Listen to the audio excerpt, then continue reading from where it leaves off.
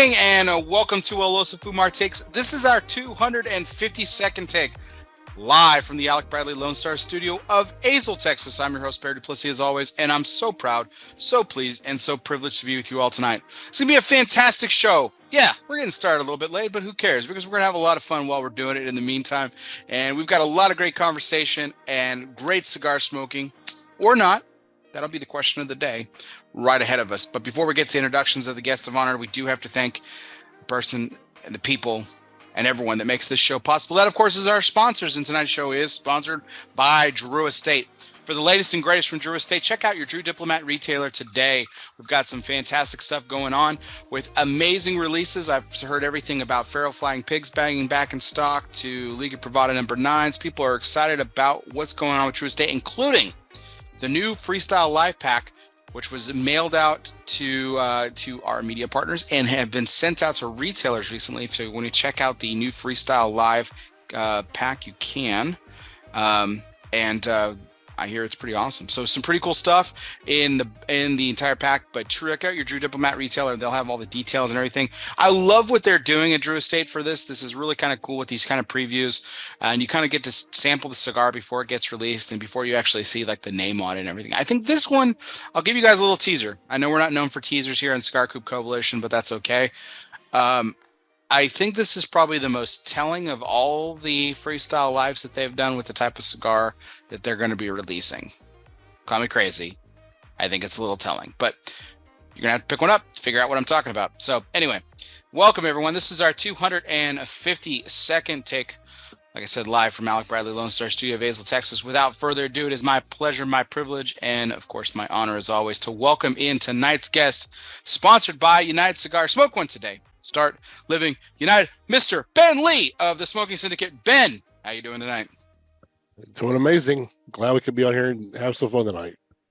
Absolutely, man. Thanks for agreeing to doing this, man. I appreciate you. This will be the last LS Fumar takes for a couple of weeks. I will be heading off to across the pond and spending a couple of weeks in Scotland.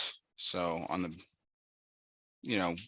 gonna be having some fun over the next couple of weeks. So I appreciate you. I appreciate you doing this and giving me my last opportunity to smoke cigars in probably non-rainy weather.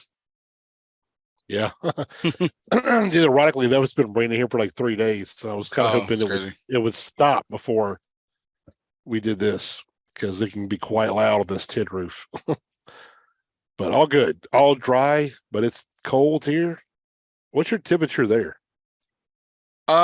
It's actually kind of warm, man. It's a hot day, man. It got up to like a little over 90. So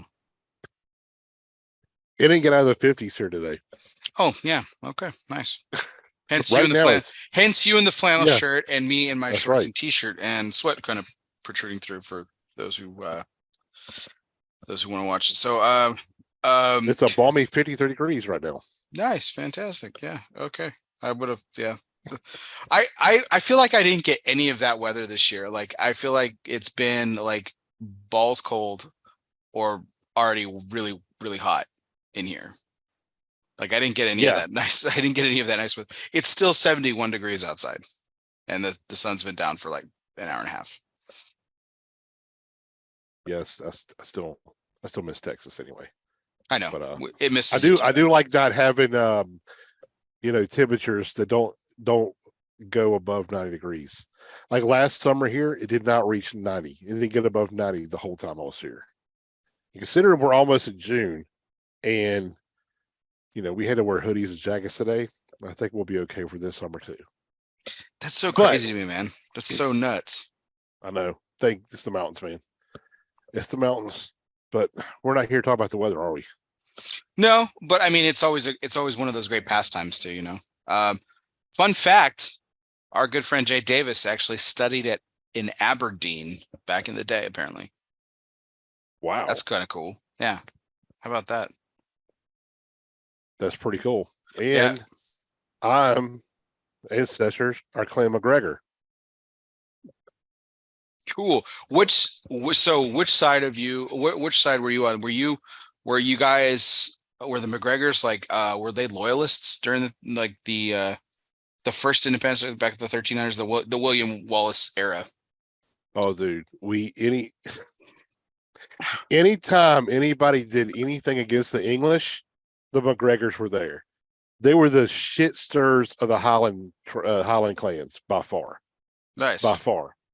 So like there's a famous moment in the movie Braveheart after he kills the magistrate and they kind of take over that fort, and it's at nighttime, and they see a bunch of torches coming running down the road, just a ton of people. They all get calling themselves arms and they're manning the gates and everything, and all of a sudden here comes out of the darkness is another Highland clan carrying torches. They're like, we don't want you to think Amadon's thinking you're gonna have all the fun. Yeah, why are you gonna fuck up the British? We want in on it. That's literally Clan McGregor. Okay, it was nice. So bad after the Jacobite Revolution. It was decreed that the Clan McGregor was enough of an offense to be put to death, just having the name.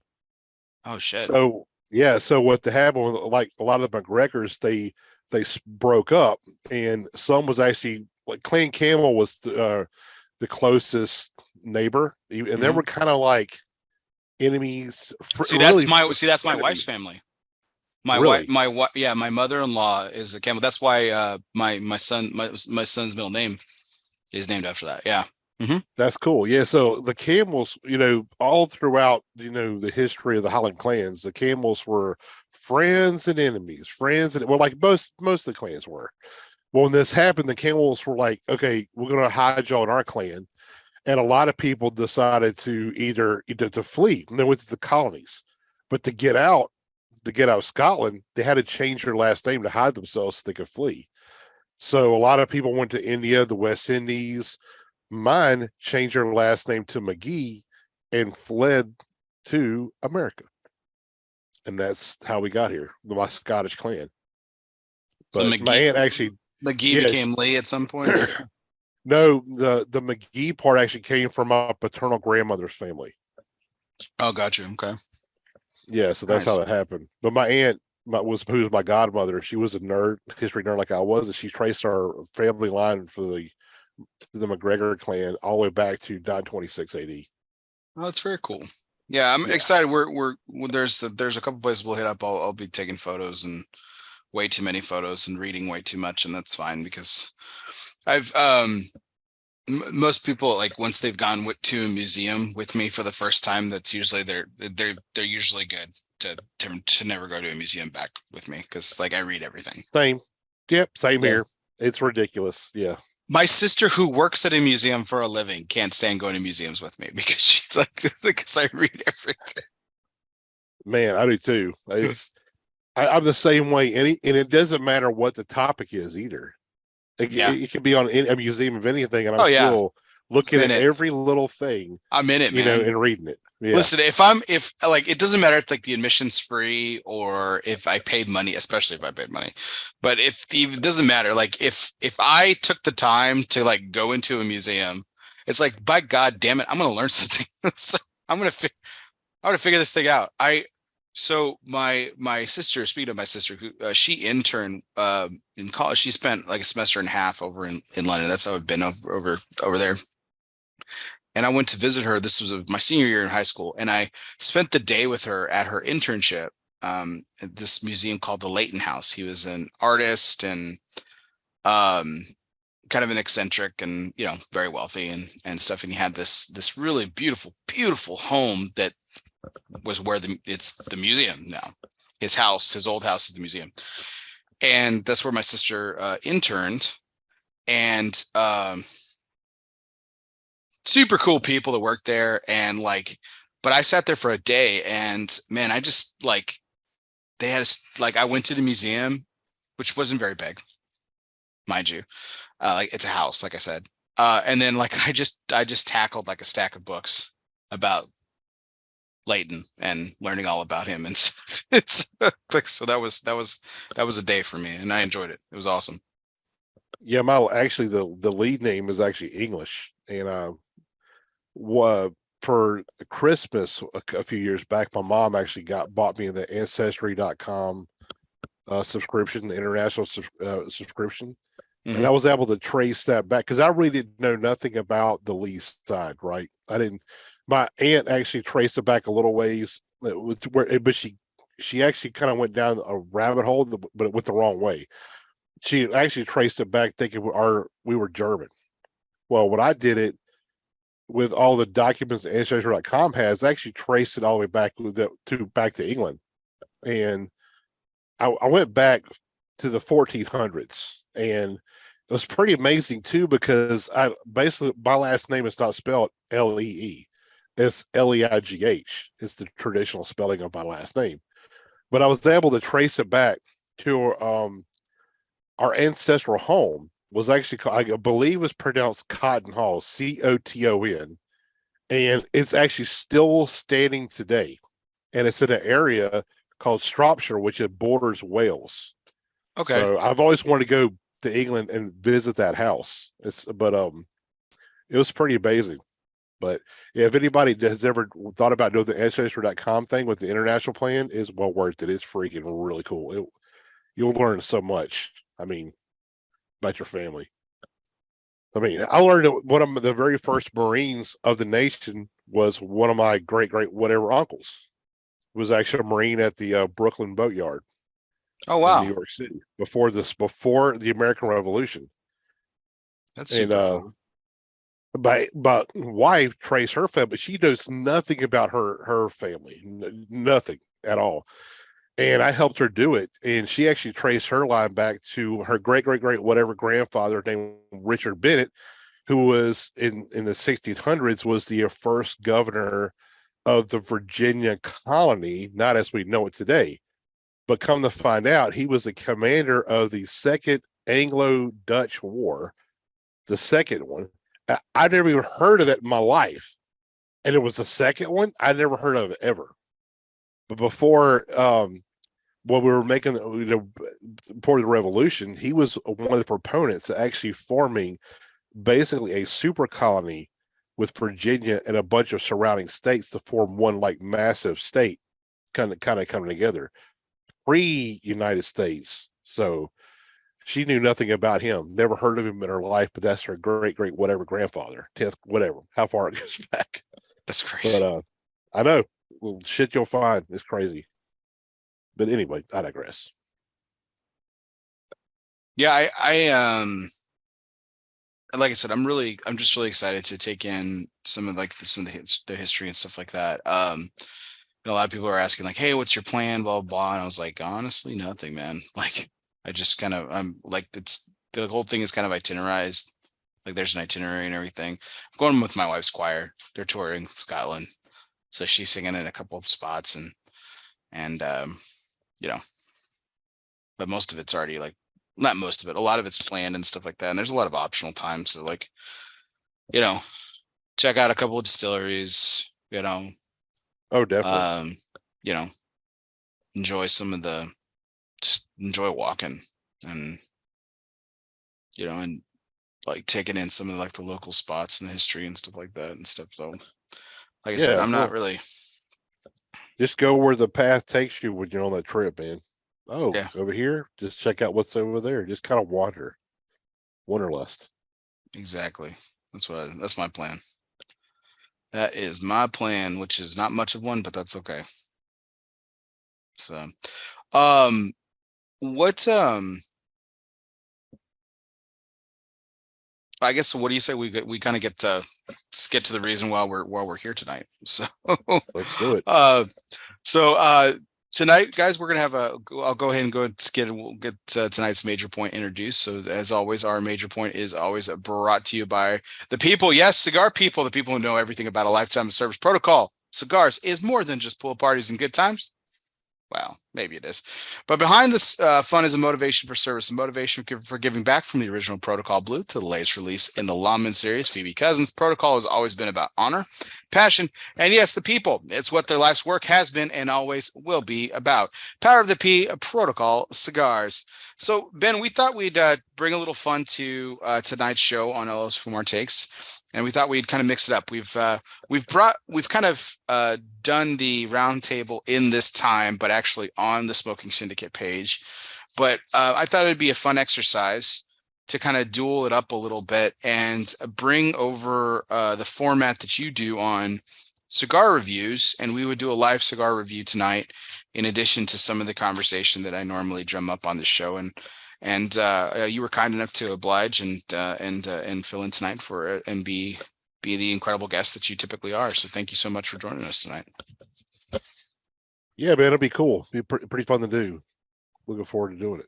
So this is a cigar that you and I have been wanting to do for a while. We were pretty excited about it. So how do you want to do this? You want to do the dual? You want to start the dual recording, and then I'll get the specs in there. And is that how we want to do this? Yeah, we'll go ahead and let's see. Yeah, we can do that. That's a good idea. Let's do it that way. Let me make sure you have the ability to record. This should have been done a little bit beforehand, but that's all good. Allow to record. So you should have the ability to record. I got it now. Okay. Yep. Cool. All right. You want to intro this one? Do you want to intro this part of it, or like do another intro, or what? No, I could. Yeah, I'll basically do a mini intro and then talk about the specs of the cigar. Yeah. Yeah, let's do it. Let's do it that way. It's pretty easy. All right, 3, 2, 1.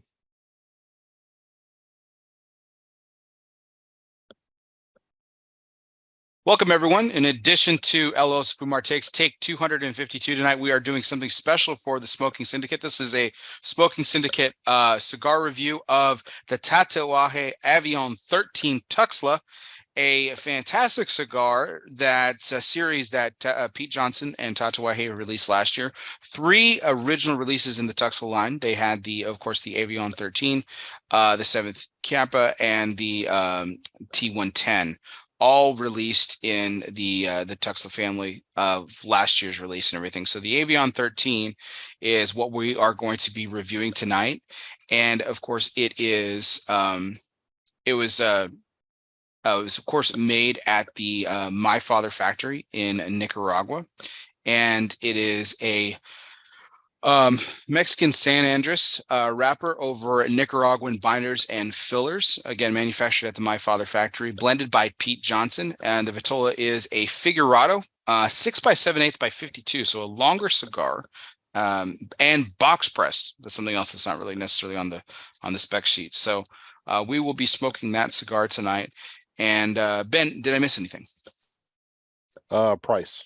Okay. You have that MSRP? Yeah, so the MSRP on this should be, believe, let's see. Yes, I do. It's $13.95. Yeah.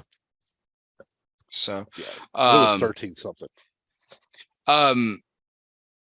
Considering a lot of the more expensive projects out there, that these special projects that we've seen a lot of manufacturers do and everything, this was I guess the mystique or regard that the Avion 13, which I know we'll get into at some point during the conversation, has to keep that moderate of a price point was something of note for me. I don't know how much it was for you. So yeah, no, it was for me too, and I was kind of glad to see this one go under that Tuxtla mantle with the other cigars too, because I always felt when this first came out, because originally when it came out with a Fausto and then like a Cita Criollo, and I always felt it kind of was like overshadowed by those two. Well, you didn't. I mean, I smoked them a lot. I know several people did, but the buzz was always with the Fausto or the like a Cita Criollo, and I always felt like this one just kind of didn't get its due. It's fair, it's fair due. So I like to see it come back out. You tried with a Mexican San Andres wrapper, to see what it was like, how this would be with that wrapper.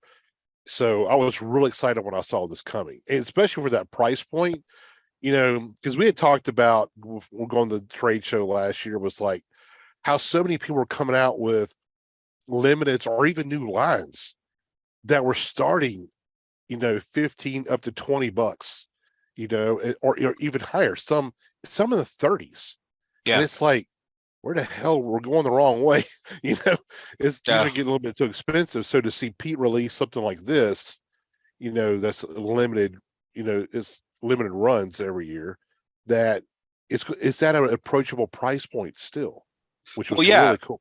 Exactly. And the Tatuaje 7th was actually less expensive at $950, and the T110 was $10. And I misspoke earlier. I said 1395 was 1350 for the Avion. So $950.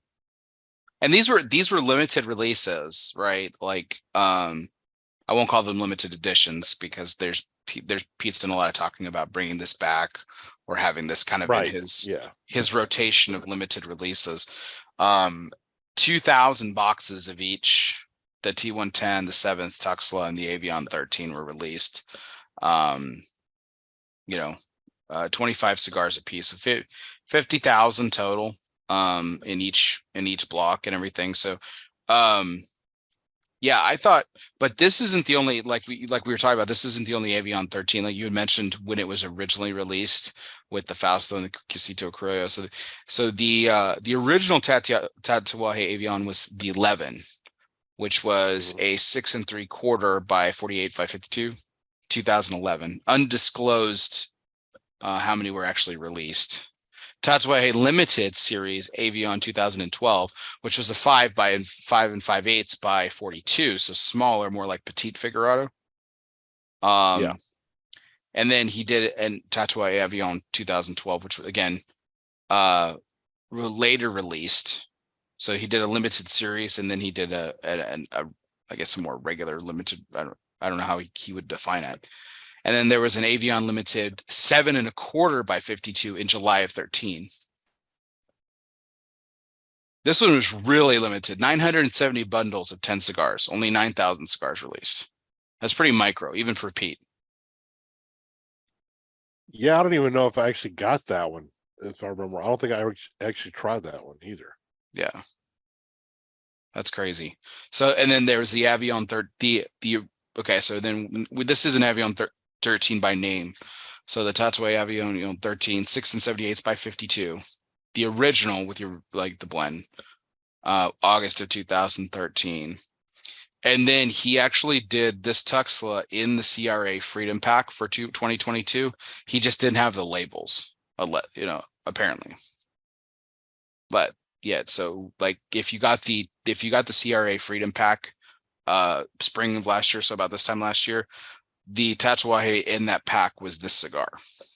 It just wasn't labeled as such, apparently.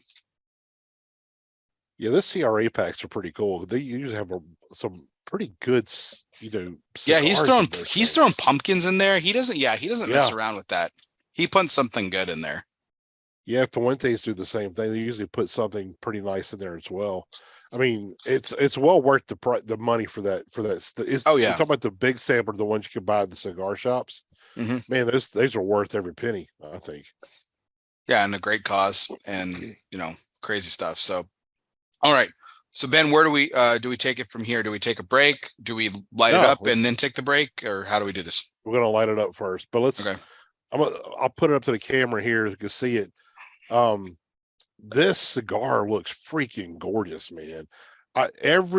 This will probably be maybe 8th or 9th one of these I've smoked, and every single one of these has had such a beautiful wrapper on them. So smooth. Mine has a slight oily sheen, but it's not too oily. I mean, this cap is perfectly applied as well. I mean, it just looks like a damn chocolate candy bar to me, when I look at it. The nice soft box press. It looks fantastic. So mine, I've smoked. This is actually, you said this is the 9th one you've smoked. This is probably this is my 11th, actually. Yeah, I had to check that earlier. This is my 11th. This is by far the ugliest one I've smoked. The wrapper's a little bit more rustic on mine. We talked about this actually in the last 2 roundtables. It doesn't bother me, but I get what was Koopa saying that night we were smoking the Macanudo. If you take the label off and everything, and you just put that cigar next to another cigar that has a more pristine wrapper, which one are you going to take? So I got that argument, but I'll tell you what, man. Man, smelling the foot on this thing and the wrapper, dude, it is so freaking rich, man. That's like freaking Cocoa Puffs on a Saturday morning with cartoons playing in the background, Rich. Yeah, I mean, you really get that kind of dusty cocoa note on it, and a nice woody note behind it as well. It's really, I mean, this is, I mean, I love the aroma of this cigar. Yeah. I'm going to try to actually cut this at an angle, like we talked about the other night, see how it does. And checks my draw on that.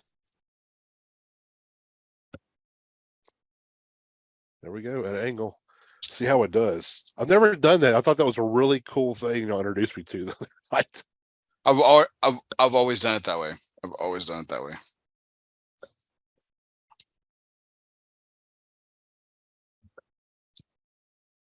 Perfect draw, milkshake draw. It's just amazing. And actually, the flavors I get on this is actually the same as the aroma off the wrapper in the foot. It's like a dry, dusty cocoa and really woody with a little hint of leather.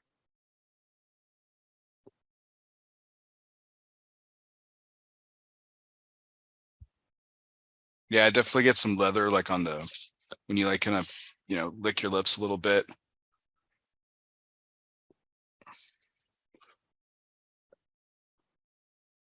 Yeah, but to me, the dominant note is that cocoa, and it reminds me of like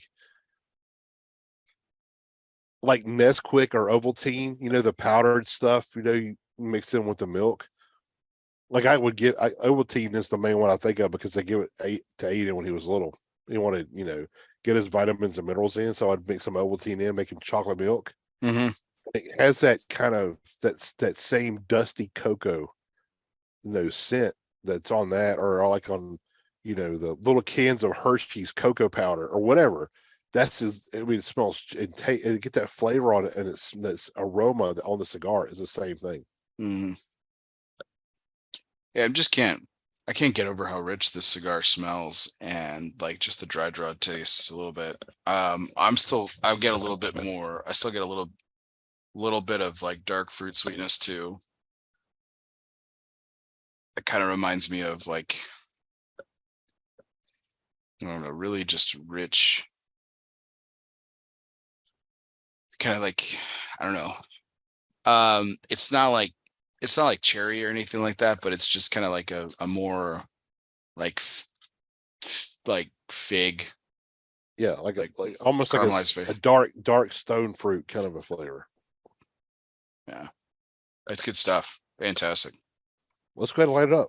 All right, sounds good. Let's do it.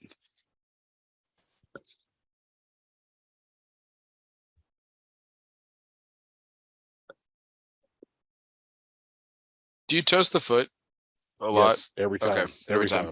Yeah, me too.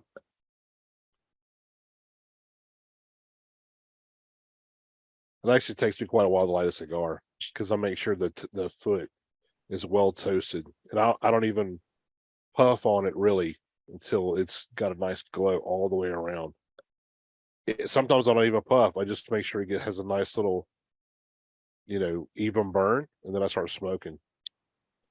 Kind of helps to keep it a little bit cool.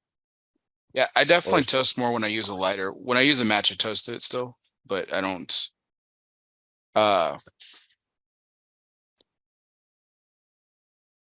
I just don't have the patience to cool it with a match. It just takes forever. Yeah, with the match, I don't do that. I have a whole separate routine with the match. I just light it real slow and normal and just rotate it in my mouth while I'm taking some pulls and get the match going. Same with like a cedar spill or something like that. I do the same thing with that. And of all ways to light a cigar, to me, those are the two at the top. I will always rather use a match or a cedar spill than anything else I have. Always. And no other reason than tradition, honestly.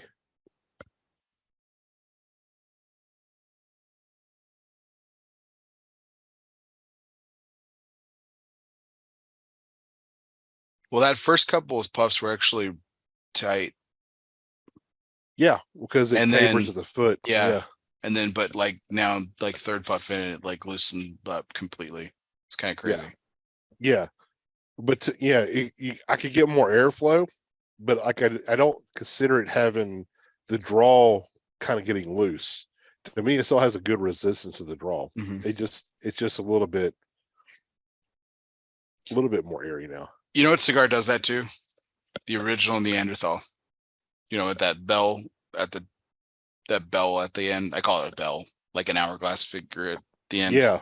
Yeah. So it's like clockwork, man. This skip makes those things so consistent. Like 3 puffs, if like it's tight, and then on that fourth one, it's like it almost pops and just opens and like goes like it's supposed to. It was kind of the same thing. It was like 2 puffs, bam, third puff, pop. It was crazy. That's actually the line that they have that I smoke the least by far. It's not in my wheelhouse. Right. Yeah. It's totally not. Yeah. It's totally not in your range. But let me tell you something. The ageability on those cigars is some of the most stunning of anything I've ever aged before. I mean, they get when you age them, they get more harmonious, a little bit more mellow, and I get more flavor out of it when it ages. And I didn't know so I bought when it first came out, I bought a box of the Neanderthals. And I smoked a couple. I'm like, yeah, the big ass crate. No. This was the when they released them first in the box, the regular boxes, 25 count boxes. Okay. Little boxes. And I forgot the size of it now. The little short fat ones is what it was. Anyway, they come with the the little razor in there. You're supposed to just cut the little top of it off or whatever. But anyway, I would smoke. I'm like, holy shit, this is too strong. It's too much Lajero. I can't do this. So what I originally was doing, I was kind of gifting them to people. I was giving them away. And when I moved, that was when I bought them when I lived in Houston. Then I moved to Tallahassee. And we got some shipments of the first Roma Craft shipments into the cigar shop my buddy owned. And everybody fell in love with the Neanderthal, but they all like super strong stuff. And we ran out. They ran out of them. And one guy would come in and buy 3 of them and smoke them back to back to back. I was like, never seen some shit like that in my life. Jesus. And yeah, it's while he would smoke. Then the other shipment hadn't come in yet. I'm like, that's okay, dude. I'll bring a couple from. I have a box house. Somebody to smoke them. I brought him in. He's like, started to smoke, lit one up. I said, oh my god. I'm like, what? He said, man, these are way better than the ones we've been smoking here. I'm like, what? He said, yeah, they got so much more flavor and they're so much smoother and mellower. I'm like, what the fuck? I went home that night and I lit one up, dude. It was like, it's like a game changer, man. It was so much better. It was so much richer of a cigar that was kind of getting more into my wheelhouse. It was pretty cool. So, yeah, but anyway, I like the way it ages for sure. I like that blend. It does. I think it does age. I think it like. I mean, I enjoy it. I enjoy it the way it is off the shelf, but I enjoy how it like age kind of takes the edge off a little bit. Oh yeah, that was one that was the most drastic change of any non-Cuban cigar that I've let age for a while.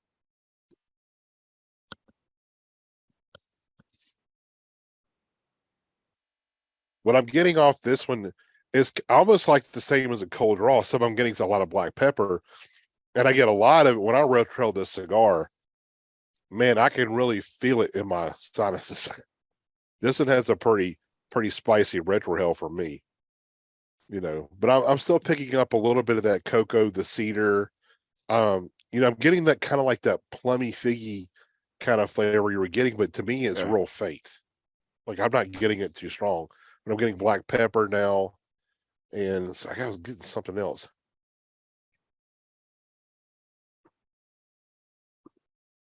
You hear popping off in the background. They're like really going at it with the fireworks right now. My poor dog is like hugging my leg right now.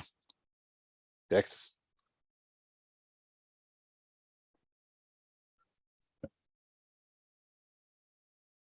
But I'm also getting like a kind of a non I don't know. I can't really describe there's a sweetness there it's not just a generic, sugary sweetness.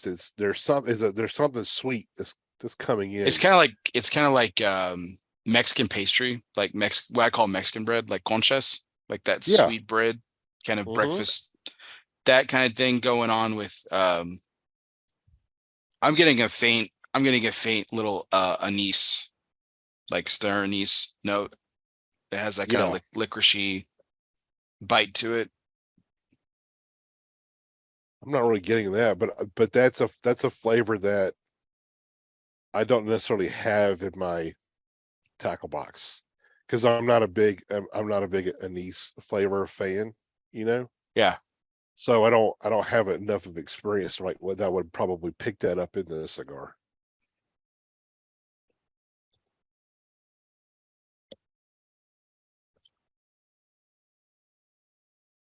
Good stuff. That it's almost like that cocoa is getting almost like to transform from that dry cocoa powder. It's almost like a milk chocolate. I mean, I think that's where maybe the sweetness is coming from in the beginning of the cigar.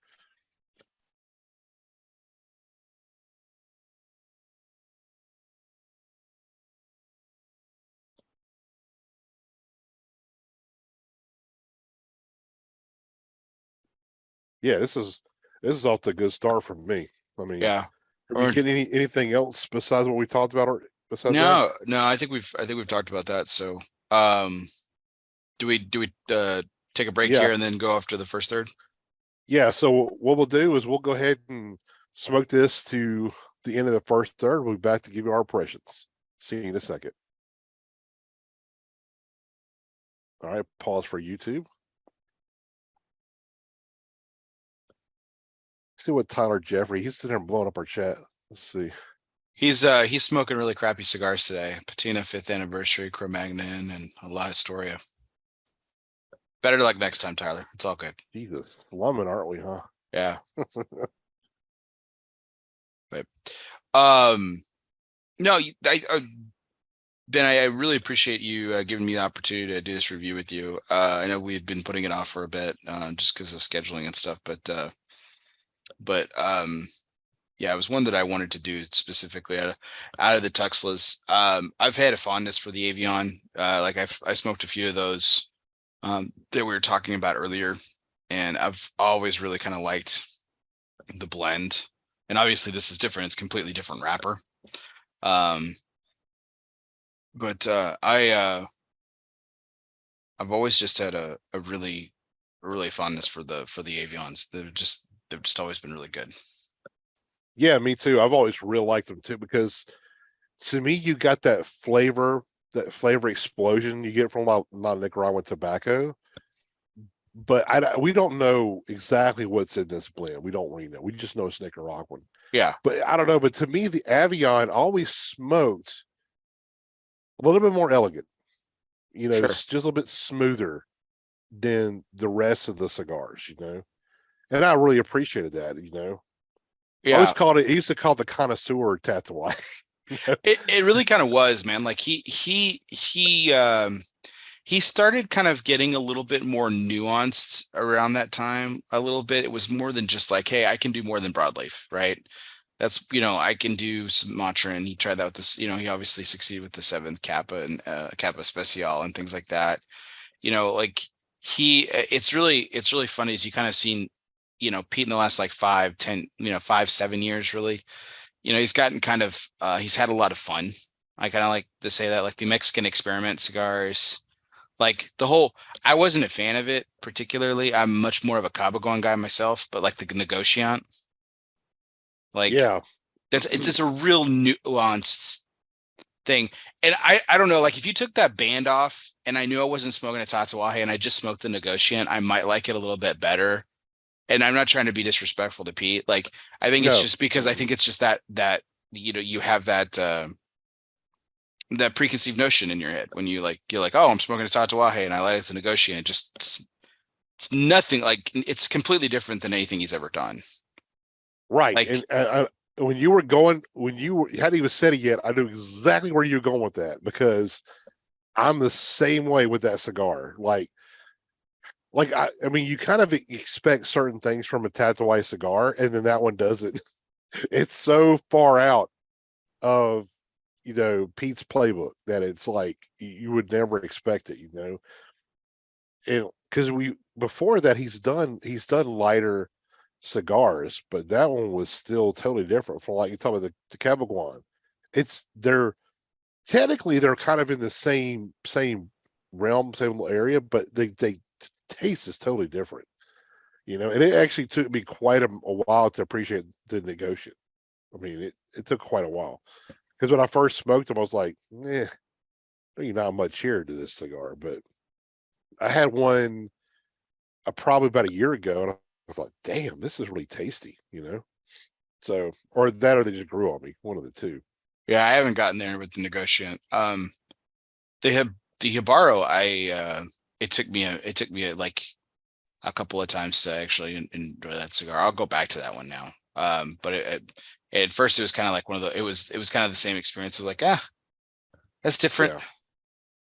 Yeah. And then I kept going back to it, and I was like, okay, yeah, I like this. This is good. This is good.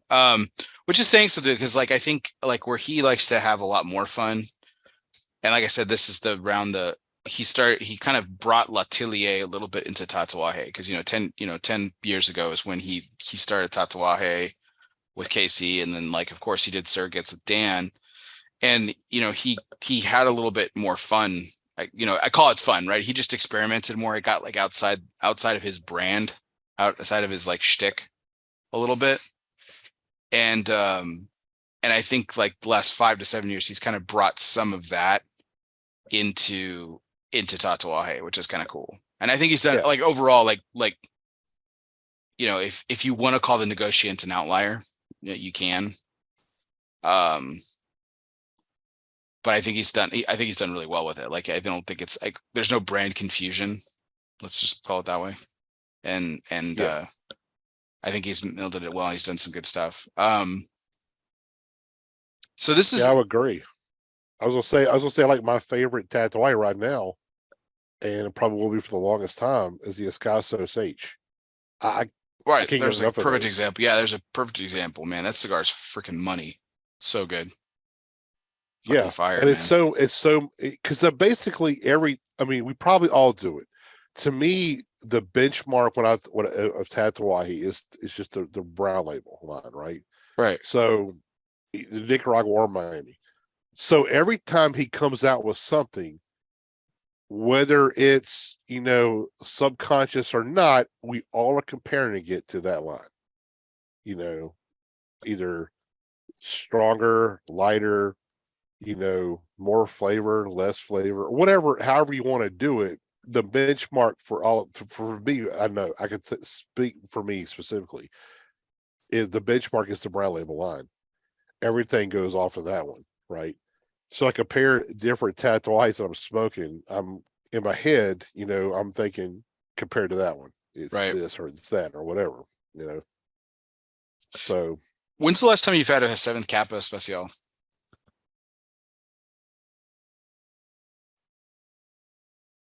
Probably about 8 months ago. Dude, pick some up, dude. They're smoking so good right now. And I say this like this is where I got in trouble, and I've told the story a couple of times, including to Pete, and I thought it was hilarious. Yeah, it was around the time I think it was around the second time that I had him on, and Pete was just releasing another Sumatran project, I think, at the time, and I was like, oh, cool, man, I love when, and I was texting Pete, and I was saying, man, I love when you work with Sumatra, and I was talking to somebody about this, and they're like, I was like, yeah, man, I love when Pete works with Sumatra, and they're like, and it stirred up like this fucking hornet. I called down the thunder and stirred up the hornet's nest, and like no, dude, he's like, dude, he's king of broadleaf. His broadleaf is so much better. I'm like, holy shit, dude, I didn't say his broadleaf sucked. I just said I like I like when he works with Sumatra, man. And and it's just really funny. It was just really funny that like okay, I get it, yeah, like I enjoy his broadleaf too, but But I mean, I like what he blends with Sumatra. Yeah, I do too. And the crazy thing is, this is the way it's gone for me every time. He used that Sumatra, the Capa Special, or whatever it is that when I first smoke it, when it first comes out, I don't really care for it. I think it's okay. But that son of a bitch ages amazing. It's not long. It doesn't take long. I remember like when the T110s came out, the Capa Special when the Sumatra was the worst one to me. But you visit it now, it could be the best one. I think it might be the best one now. So were you Same like with that the with the Cohetes Cohetes. too? Okay, see, No, I thought this see the about Cojete. I smoked the Capa Special first, expecting it to be ho hum, and it was freaking magical. yeah, it was fire, dude. That thing was So so fucking good. good. Oh Yeah. god, I I still have a few left. Thanks, tip of the cap, Aaron Nielsen, getting me some, man. Those cigars are so fucking good. I Uh, agree, man.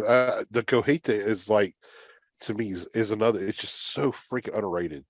It's one of his best sizes ever, I think. But I could smoke boxes of those. That and Discasso H, I'd be happy. good stuff. Um, so here's an interesting question from the chat. I'll bring this in, Tyler. What's your what did he call it? I get Holy Grail. the holy grail of I guess of Tatuaje as he's talking about. So he said his is the Old Man in the Sea Black Label. Here's another example of him having fun, right? He did the Old Man in the Sea with the Fausto, and I thought that was just awesome. What a great experiment he did there. That's not my holy grail, Tyler. That's not my answer, um, but I thought that was another example of him having fun, so to speak. Yeah, I mean, mine was probably the original Hibaros when he had a shop in Beverly Hills. Yeah. Pre really Tatuaje, pre my father. Yeah, I was like, say pre-Pepin. Yeah, that wasn't even a Yeah. Pepin cigar. That's crazy. Yeah, and it was I remember it was I was when they I remember a buddy of mine on Cigar Weekly. He got a large box of these, and we split them. We all split them in the 5-packs, and I had the first one. I was like, "Holy shit, this is really awesome! This is amazing!" And I kind of just started I put them away for like special occasions, and I'll never forget. A friend of mine came over and was talking about how we wish he would have been able to try one of those cigars. And this we're talking about. This is 10 years later down the road. And I'm like, oh, really? Because I have 3 left in my humor. He's like, no way. I'm like, yeah. And I went and got them and showed because there's no bands on them. They're unbanded. He's like, dude. He said, man, I would love to have one of those. I was about to say, here you can have one. He says, hey, man, how about I trade you my Blanc sunglasses for those? I'm like, what? He said, yeah, I'll trade you. I'm like, okay. Okay. I was Yeah. like, these are like He obviously $400 did. He obviously didn't know the generous soul that you are. Clearly, so. I was like, what the hell? I remember telling it that the next year we were at Drew Estate for the cigar safari with the media, all the bloggers, the dirty bloggers were together. And Pete came over one night, and we were all. When we go down the cigar safaris, what we would do is we would bring like usually beers from our local areas, and I'm not a big beer guy, so what I would do is I would actually bring moonshine at it, various places I could get that. But so Pete would come over, and he, was him and Thor Nielsen and Dan Reeve, and they would be trying all the different beers and stuff. And I remember telling him that night, I'm like, man, I said, because I actually had them on me, those sunglasses. Like, I said, yeah, I got these thanks to you. He was like, well, how was that thanks to me? And I told him the story. He's like, wait a minute. He says, somebody traded you a pair of Mont Blanc sunglasses for one of my cigars? I said, yes, thank you very much. I appreciate it. He said, wow, that's a first. But we were up till like 4 a.m. that night. We just listened to Pete tell stories too. Underrated is his storytelling ability. It's he's one of the best storytellers I've ever been around. That's amazing. What were you going to say?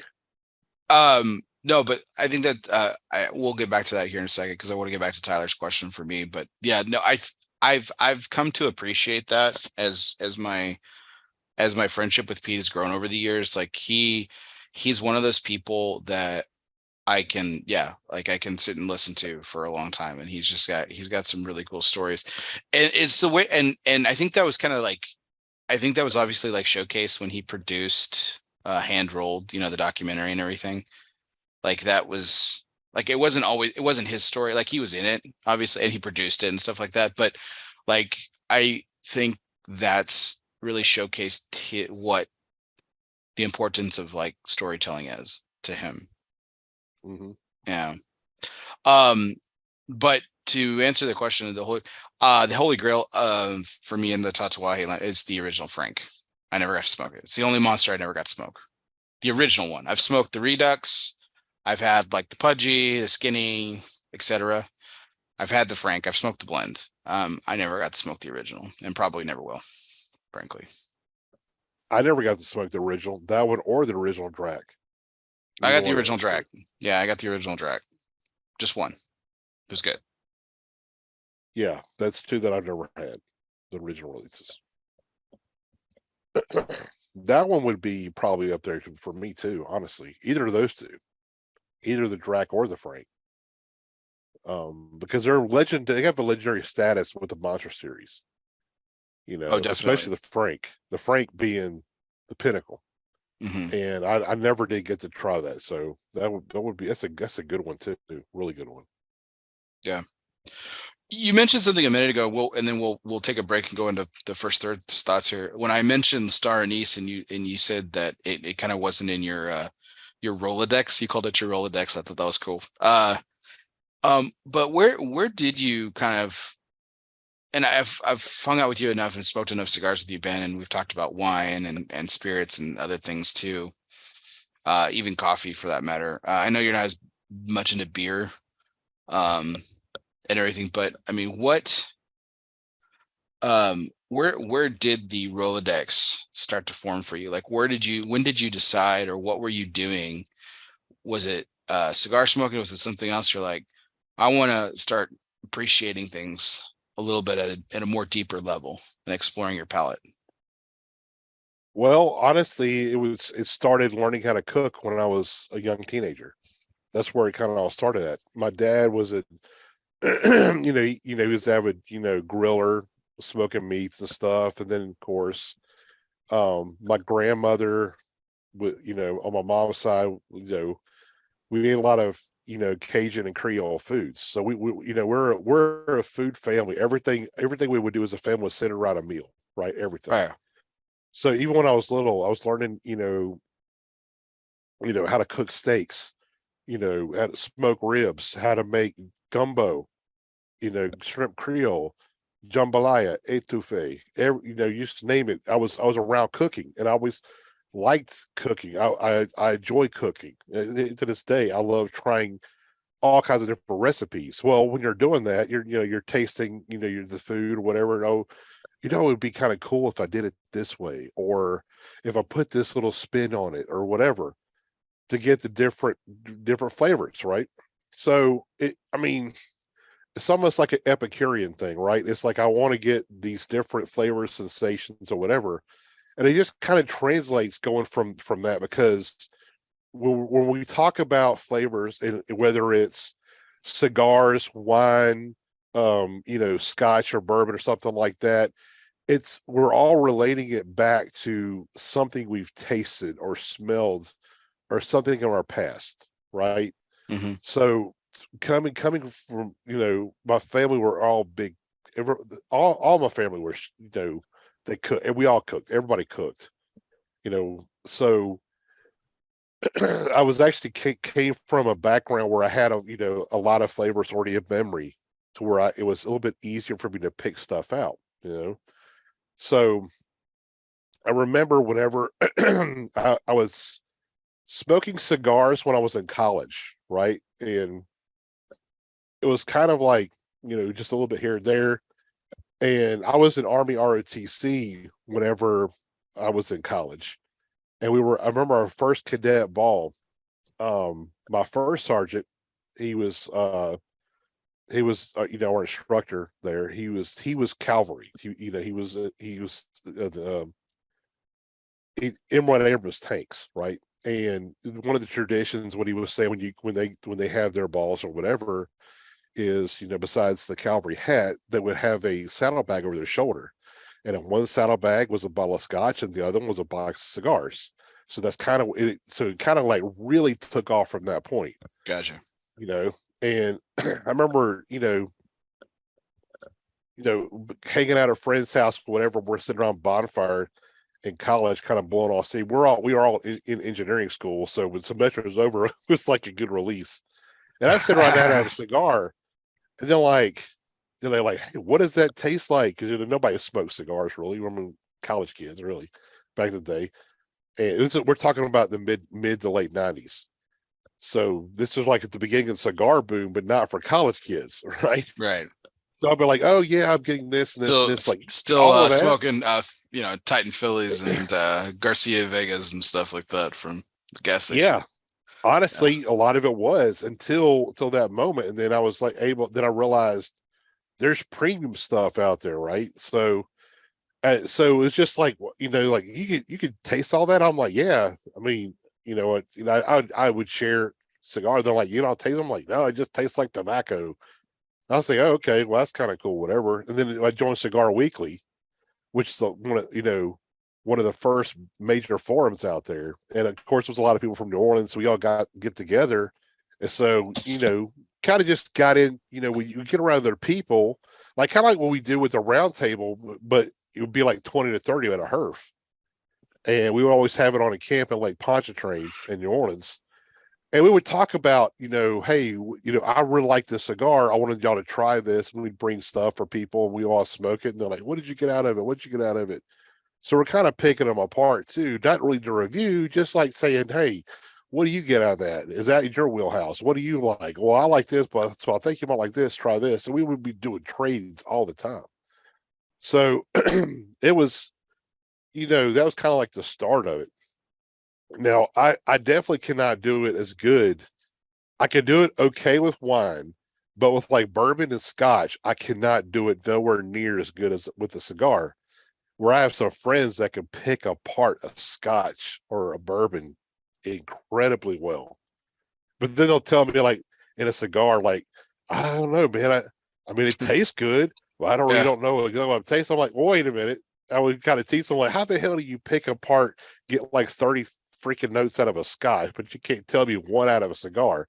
But then it's like the same with me. Like, I could do that with a cigar, but I can't do it really well with a scotch. I could probably give you 2 or 3 notes to get out of that. But it's like my buddy said, it's kind of like with cigars. We're smoking cigars constantly, but I'm not drinking scotch constantly 3 or 4 times a day, so it's like, it's just experience thing with that too. I'm like, well, I never thought of it that way, but definitely, that's kind of where it comes from.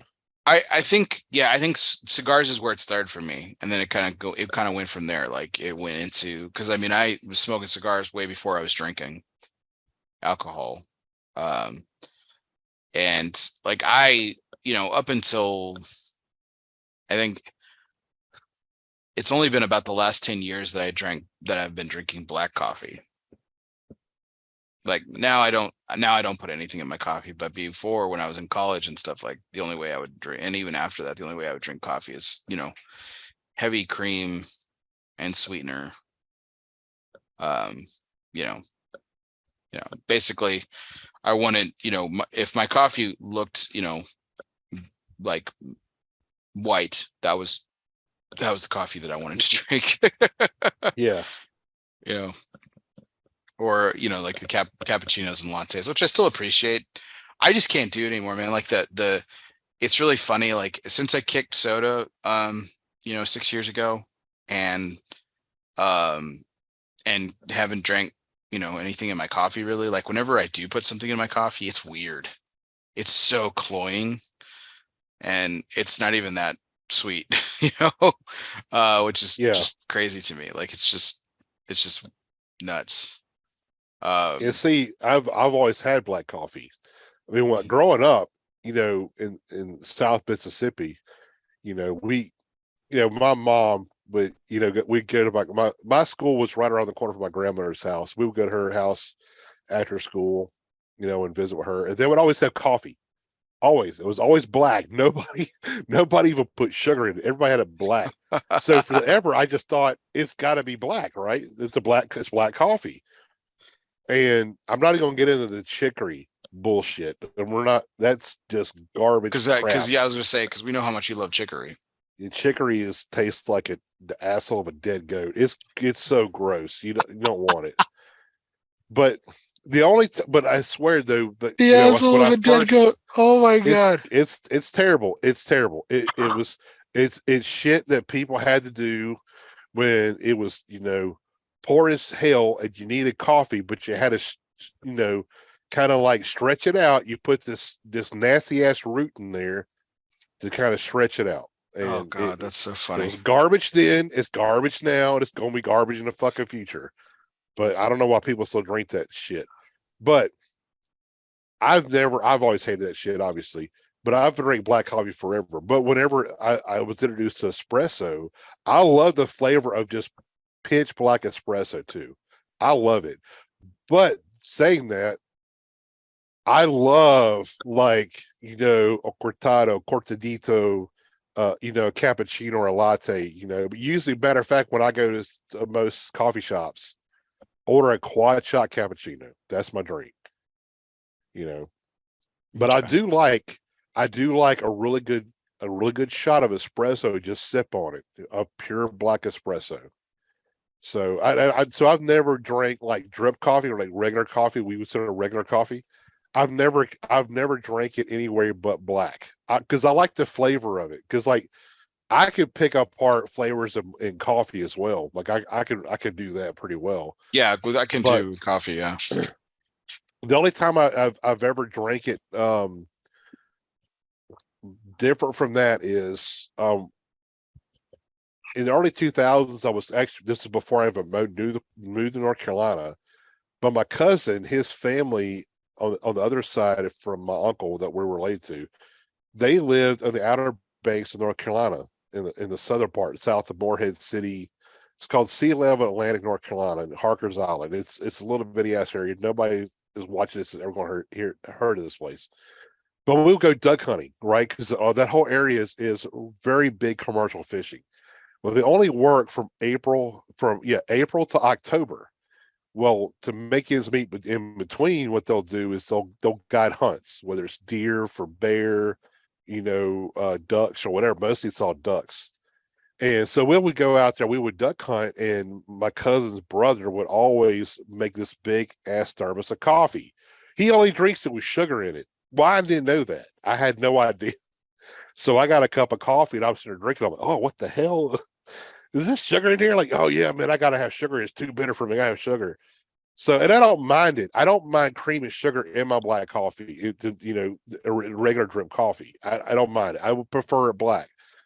But the only way I could get it while we're there duck hunting, and it's freezing ass cold, mind you. I mean, it's so cold that sea spray is like freezing to my duck jacket, my waders and stuff. So what's keeping me warm is this damn coffee with sugar in it.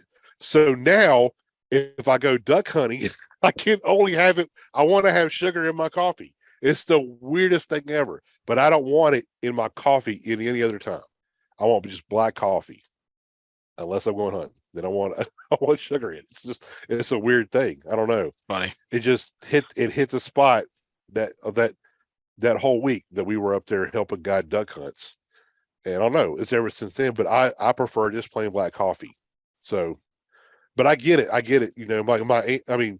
My wife, she likes it to where it's like creamer with a little bit of coffee. Same way. It drives me nuts, but whatever. More coffee for me when she actually makes it up. But yeah, that's always a good, because a lot of notes in coffee too, because it's grown similarly in a same area tobacco is most of the time. Right. That some of the thing you get a lot of the same. Well, soil dictates a lot of it. Yeah, soil and region and sun exposure and all that plays such a key part in the way that coffee tastes.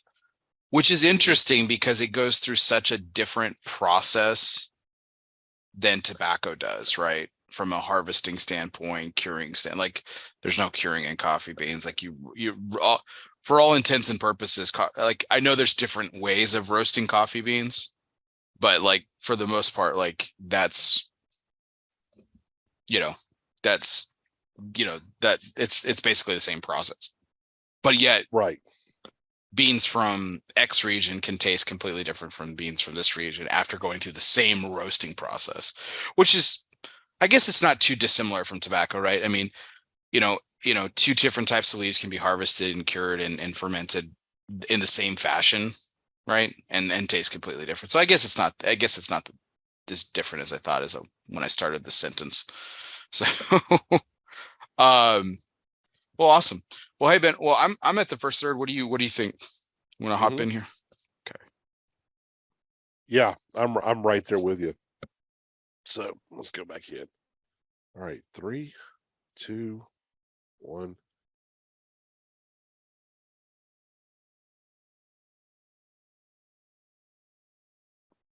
And we're back with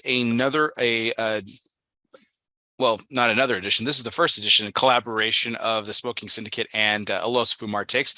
We're reviewing the Tatuaje Avion 13 Tuxtla, and we've just made our way through the first third. So we're going to give our thoughts on the first third. So Ben, how's the Avion 13 Tuxtla smoking for you through the first third here today?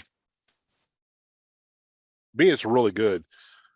As this cigar burned down from our initial light to what it is now, I'm still getting a nice cocoa note. That to me is the primary note. I get a little bit of leather, a little bit of like a cedar note, but that dark fruit note that we were talking about earlier, Bailey, you got it more than I did originally. I'm really getting it now, and it's like it's really intertwining well with the rest of the flavors in there. The black pepper, I got a little bit more on the front, but now as it's burning down, the black pepper is fading down a little bit. But I do get more of that in the retrohale. For me, the retrohale in this one's pretty strong. Like I can't really do much of a full retrohale in this one because I get a lot of black pepper for me, and it makes my sinuses go crazy. But I have sinus problems anyway, so that's kind of normal. And for me too, I get a medium to short finish on this. And I would say probably, I would say medium to full body strength and probably full flavor so far. What about you? Yeah, it's interesting you mentioned the full flavor. I think that was kind of like the thing for me right off the get. Interestingly, I'll tell you the flavor note that has not returned with this cigar. The cigar has a little bit. Obviously, this was in the original box that I purchased. So it has, I guess, has about a year of age on it, give or take. And I thought what was really interesting about this particular cigar is that when I was first smoking it, there was a lot more, in addition to some of the flavors that I'm about to talk about and the ones that you've mentioned as well. It was a lot more heavy on the earthiness. With the cigar that I'm smoking today, the experience that I'm having right now, the earthiness is there, but it's not as pronounced as it has been in my previous experiences. Not to say that neither one is good or bad. I just think it's a lot more complex with the age now than it was previously, particularly in the first third. Obviously, we've got 2 more thirds to smoke now. But I'm getting a lot of that rich kind of caramelized fig that we were talking about. It's really deep, very sweet, full flavored, as you mentioned. The retrohale is perfect for me. It is. I do like a little bit longer of a finish. I think if you give it a try, Ben, you'll notice that spice dissipates pretty relatively quickly. It's still a more medium finish. It's not a short finish or anything. But the leather notes that I'm getting to, the black pepper on the nose in particular, the other thing that I'm getting to, like I mentioned, a little bit of star anise, that's kind of dissipated. I haven't gotten that back since the first few puffs, so that bitterness is kind of gone. It's still very balanced, which I really enjoy. And it was a pretty good first third. I'm really excited to see what the second third does and to see if some of this complexity continues and differs from my other experiences too, which I enjoyed those initial experiences too. So it's something to look forward to for sure. Yeah, because I know exactly what you're saying. Not so much with earthiness, but more of how the flavors of the cigar have changed with age. Because to me, I remember when we first got these in, and I was smoking them. It was the same flavors, but to me, they just like popped a little bit more. Right? They were a little bit more pronounced, and they weren't so harmonious with each other as they are now. To me, the flavors are still there, but they're kind of like they're much more nuanced and subtle is not the right words for this, but just they're more, it's just more harmonious. Like it seems like they're working all well together, and they're not so strong. Each flavor, note is not as strong as it once was. So now it's a little more mellowed and refined to me, to where it's got a better flavor profile overall than when we first got it. Right. So, which brings me to something else, but I think I'm gonna save it to the end when we finish the cigar about which one you like better. But yeah, I think the first turn's off to a good start. So unless you have anything else you want to talk about for this one, I think we'll go ahead to the second third. Yeah, we'll go into the second third for sure. All right, so we'll go ahead and finish off the second third. We'll be back to let you know how it is.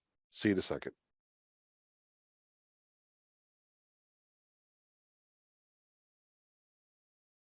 All right, paused. But and I tell you what, the angle cut to me is working out really well. I feel like, what the fuck have I been doing for all these years? I was really surprised that you hadn't heard that before. I've always cut tapered cigars on an, well, not always. I've done it for a considerably long time. It was something that Tracy Spence taught me. At this point, it's probably been over almost 15 years at this point that I've been doing that. Yeah. So it was probably when I first met him, before I worked for him, actually. So like he taught me that, because I was talking to him about, I remember specifically talking about it. I don't really enjoy torpedoes. And he's like, well, try this. I can't even remember what it was at the time. Tried it. It's like, yeah, it's good. Still like, he's like, hey, show me how you cut that. And I cut it like I normally cut it. I mean, I wasn't too much of a noob. Like I didn't cut like all the way down. Like I didn't cut off like half the cigar. I cut where you're supposed to. And he's like, okay, hey, try this. Do the same amount, but cut it just at a slight angle and see what happens.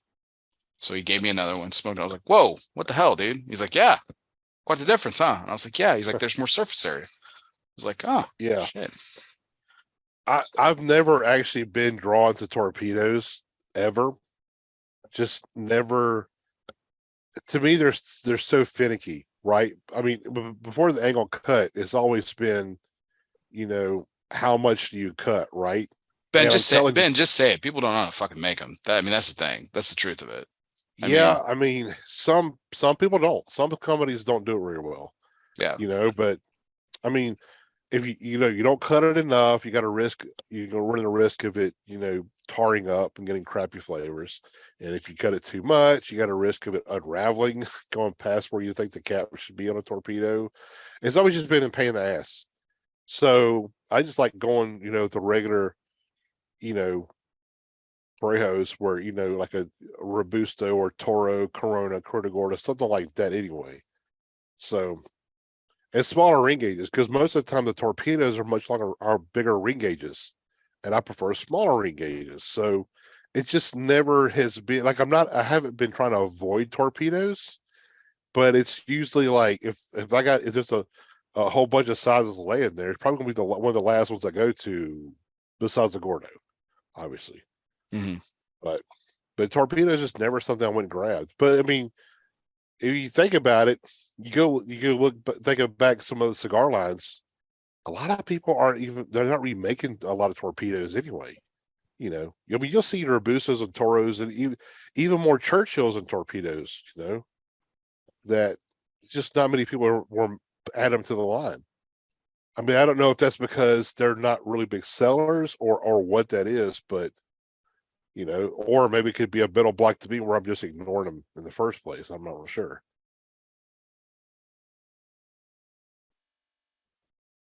Yeah, definitely. I think like anything, Ben, when it comes to like cigars and stuff, I think there is and I'll say this about myself but I'll also say about other fellow cigar smokers, dude, there's such a fucking mental block with shit. Like if you don't like something, you don't like it's really hard to get past it. Doesn't matter how good the cigar is. Like, with like it took me a long time to really, appreciate cigars that were torpedo or figurado in shape. And then ironically, like I had 2 straight years in a row where I had those cigars as the cigar of the years, like the Picarillo Ankar Valientes. It's a box press torpedo. Then I had the Christoph Vengeance Perfecto, in back to back years. So but it's such a mental block for people, and myself included. Like I'm not calling anybody out on that. I'm saying how it is. When you just don't like something, you just don't. Like like to your point about Gordos, like Coop has to recommend a Gordo to me, like for me to actually smoke it. Like I just don't reach him. I just don't reach for him. Same here. I just don't find them comfortable cigars to smoke. And most of the time it's, the ring is so damn big that to me, it dilutes the flavor. But I will say, when Coop says, hey, you really ought to try this Gordo, I've learned now, just go ahead and try the damn thing, because he's never been wrong yet. Yeah. Because he knows our palates enough now where he's like, I know you'll like this one. You should do this. Well, so like the cigar the first time that I had that, I know you had that experience with, I think it was I believe it was the Davidoff, was it the Escurio or was it the Nicaragua? Nicaragua? Okay. Yeah. So for me, it was another Davidoff product. It was the Avo, the original Synchro, like the maroon banded one. I don't like that cigar. Like just flat out, like just don't like it. I like the Synchro Ritmo. I like the Fagata. Really love the Fagata. I really like the Ritmo. Love those blends. I just don't like the original Synchro. It tasted like, I know, and this might like attract some people, it just tasted like a giant meat stick, but unseasoned and very bland. Yeah, we've talked about this. We're the exact opposite on the Avo Synchro lines. To me, the Fagata is the worst one. Yeah, but then Coop said smoke the 60 in the Synchro, and I was like, fine, that's fine, I'll do it, and I did it, and he's right. And I actually, it's an enjoyable smoke. It's by far the superior Vitola. Yeah. I still won't reach for it necessarily, just because I just think there's more out there, but like it's by far the superior Vitola. Yeah, I tell you, the first time it was really an eye opener was actually not attributed to William Cooper. That was one of our when we first opened the cigar shop in Biloxi, Mississippi. Our Oliva rep at the time his name was Alan Bullivis. One of the sweetest, nicest guys you'll ever meet. And he was our Oliva rep for quite a while, until he was able to get the territory in Tampa, which is where he lived at. He, of course, he wanted to be home with his family more, so he took that position over there. But we had a big Oliva event, and I'm a big fan of Oliva cigars. I love most of the line, but one of the lines I don't care for is that Reserve Connecticut. Yeah. I do not care for their Connecticut. To me, it's old school. I call it the old man Connecticut. Real bland, really woody, kind of dry. I don't care for them. Mm-hmm. And Alan was like, "Hey, sour. You try that in the base, the Gordo, but they don't call it the Gordo. I forgot what that was. It's like the double Toro. Double Toro, yeah. And I'm like, dude, I hate 6x60s. Why would I smoke that? So I'm telling you, man, I think you'll like it in the 6x60. You ought to try it. Anyway, long story short, he kept on me all day at this event about this shit. I'm like, fine, fuck. If I go smoke one, will you please shut the hell up? And he was like, yeah. He said, I tell you what, if you don't like it, I'll give you another one, and I will pay for that. So give you your money back for that cigar. I'm like, fine, whatever. So when it got one, and dude, I was probably about a third way into it. I'm like, holy shit, this is freaking awesome. Yeah. Ended up buying a 5-pack that day to bring home, just to kind of like, did he get in my head, or was it really that good? So I brought some more to try later on at home. But to me, it was really had more flavor, and it had a nice creaminess to it that I like in Connecticut cigars that I did not get in the rest of the Vitolas in that line at all. So like that's the only cigar in that Reserve Connecticut that I will smoke is that Double Toro. And it was just it opened my eyes a little bit. Holy shit, I gotta quit saying Gordos suck, because they don't all suck. I don't like the size. It's uncomfortable to smoke. That's a personal preference thing. But and most of the ones I have smoked would seem to be like diluted in flavor. But that's not you can't basically just say all Gordos are like that, because it's obviously not true. We've experienced this firsthand with stuff that Coop said. Yeah, all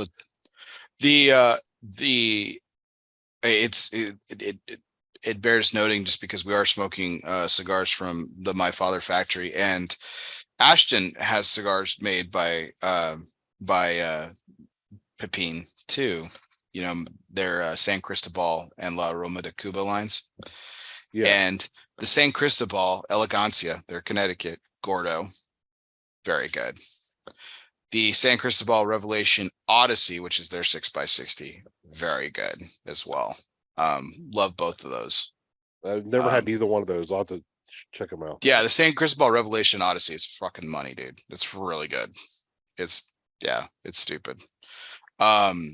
The Animal Cracker that Pete makes for with Dan on the Surrogates line, it's probably my favorite 60 outside of the DL 700 from La Flor Dominicana. Now I do like those, but I prefer the DL 660 Maduros in that. I mean, that's my favorite one, which is still a larger ring age cigar too. I mean, there are some really good ones, and like to talk about the Animal Cracker, that one's always a strong ass kind of a line anyway. So I bet the Gordo would be really up my alley in that one.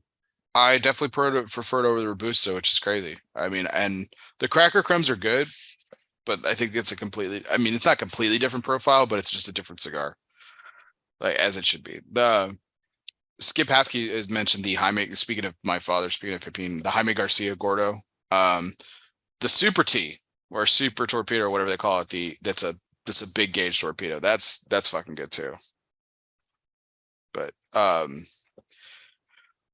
as we kind of digress into the second, third, before we kind of give our thoughts on it, Ben, we did want to take a break here for our, of course, our presidential trivia segment, which is always brought to you by our good friends at United Cigars, featuring La Giana Havana, distributors of Jose Dominguez, Bandolero, Garofalo, Firecracker, and the highly acclaimed Atabey, Byron, and now Alfonso lines from Select Tobacco. Smoke one today and start living united. Ben, you are a Southern gentleman, and I know you love the state of Mississippi. Where were you born? For the life of me, I couldn't remember this afternoon as I was trying to think about this. Okay, so my hometown is actually Gaucher, Mississippi. Gaucher, Mississippi. Got it. Yeah. So there's a lot of French names, but they've all been kind of Southern anglicized, right? Mm-hmm. So Gaucher is actually spelled Gautier. In French, it's Gautier. Mm-hmm. But of course, English speakers don't say that, so we call it Gaucher. Well, like D'Iberville, which is on the Gulf Coast. Yep. They call it D'Iberville. That's how they say it, D'Iberville. Right. And yeah, so that's actually the name of the first settlers in Mississippi were French, and that was the guy's name, D'Iberville. I can't remember his first name, but that city or town is named after him. So Gaucher, Mississippi. So you're a Mississippi boy. So worth noting, or the question today has to do with the state of Mississippi, which is, during whose presidency was Mississippi admitted to the Union? Was it A, James Madison, B, Andrew Jackson, C, John Tyler, or D, James Monroe? And if you want a hint, I will give you the year.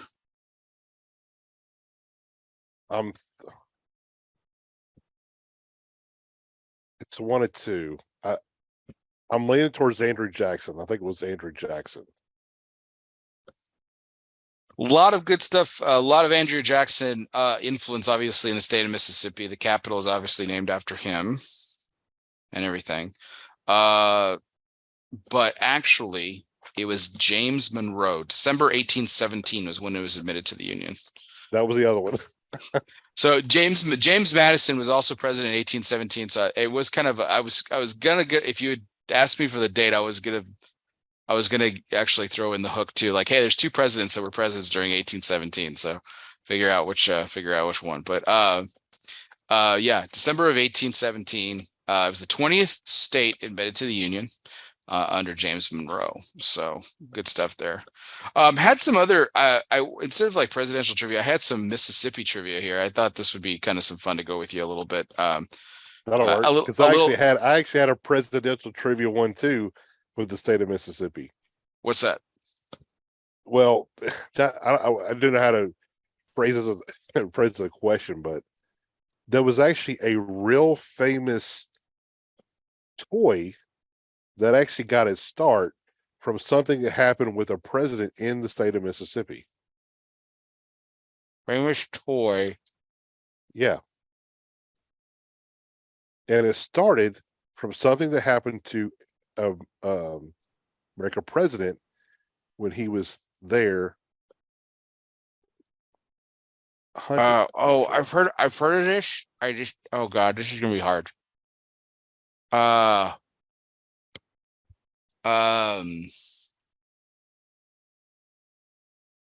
It's like a real classic too, right? Like it's like, yeah.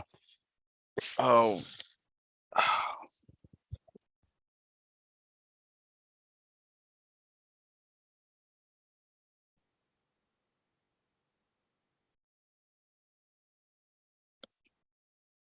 Oh shit. You should have given this question to Coop, man, because I'm going to totally fuck this up. Oh man. It fits this segment perfectly though. Oh. Jay Davis said a slinky. No, not a slinky.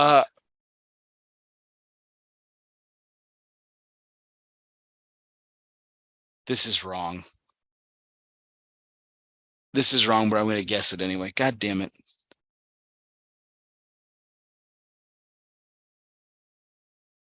Is it Teddy Roosevelt and the teddy bear?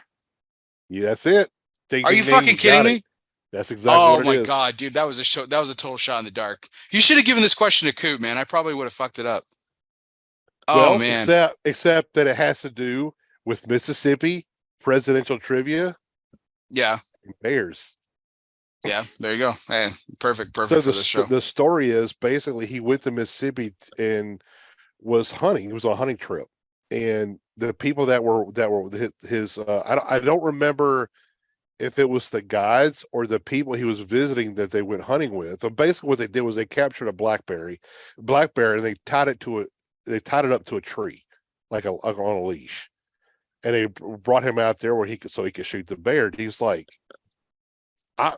as any good hunter would be like, I'm not shooting a freaking animal tied to a tree. You know, that's ridiculous. I'm absolutely not doing that. So he actually went there and released the bear and let it go. So his nickname was Teddy Bear. That's where Teddy Bear came from. Was right. That. Oh wow. That was exactly it though. Yeah, I've heard the hunting story. I didn't realize it was in Mississippi. Like I said, that was a total shot in the dark guess. This because it was the only toy I could think of, and especially I was like, this is a classic. Yeah, it was the only thing I could think of. Man, what a shot in the dark, man! I can't believe I pulled that off. That's crazy. That was pure luck. Well, that was pure luck. You nailed it though. I knew you'd get it though. Yeah, I was surprised it's actually taking you that long. Oh man, no, that was pure luck, man. That one was pure luck. I can't think of another. I honestly, at the time, now I can't really think of any other toy that has to do with a president. So, man, crazy, unbelievable. What I was trying to think about this too, because like, you know, like Andrew Jackson's like really affiliated with Mississippi, even though like he's affiliated with the South, but like Mississippi, New Orleans, Battle of New Orleans, obviously that's where he made a name for himself and stuff. And then like, you know, which actually happened after the treaty was signed ending the War of 1812. Correct. Yes, which is also it's one of those fun pieces of fun facts and stuff.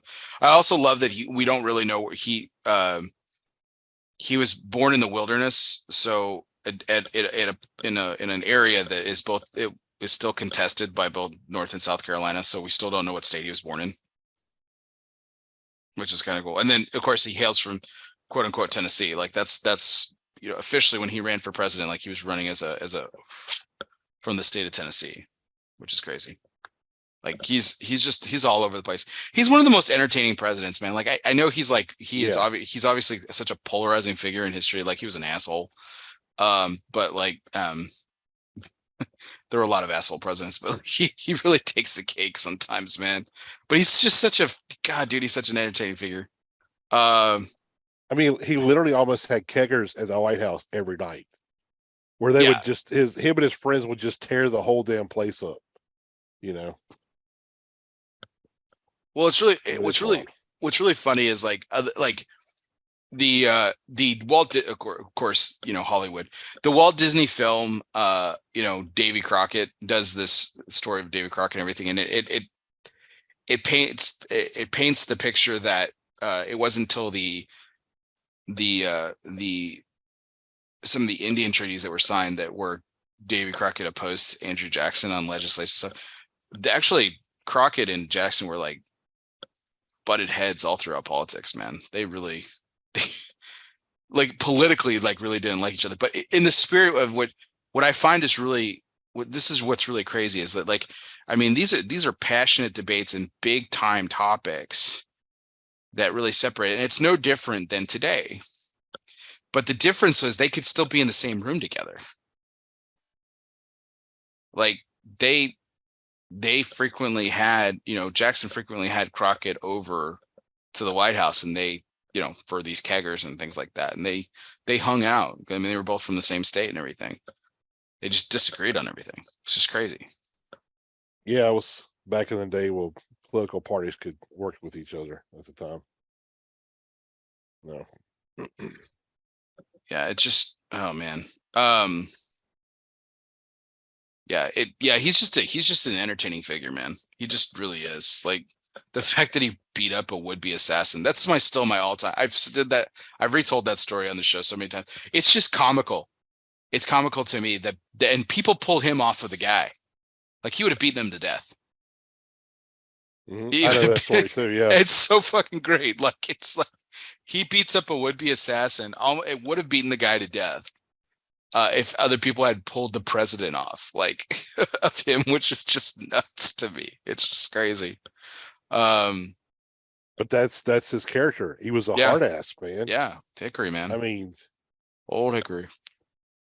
Yeah, I mean, I tell people all the time. It's like if you took like John Wayne and Clint Eastwood, kind of morphed them together, and then you actually took like one of John Wayne's characters, Rooster Cogburn, and then combined them all together. That's pretty much Andrew Jackson. Oh, that's a good dude. I love Rooster Cogburn. Ironically, I like the sequel better than I liked True Grit, but I like John Wayne's True Grit better than the modern day True Grit.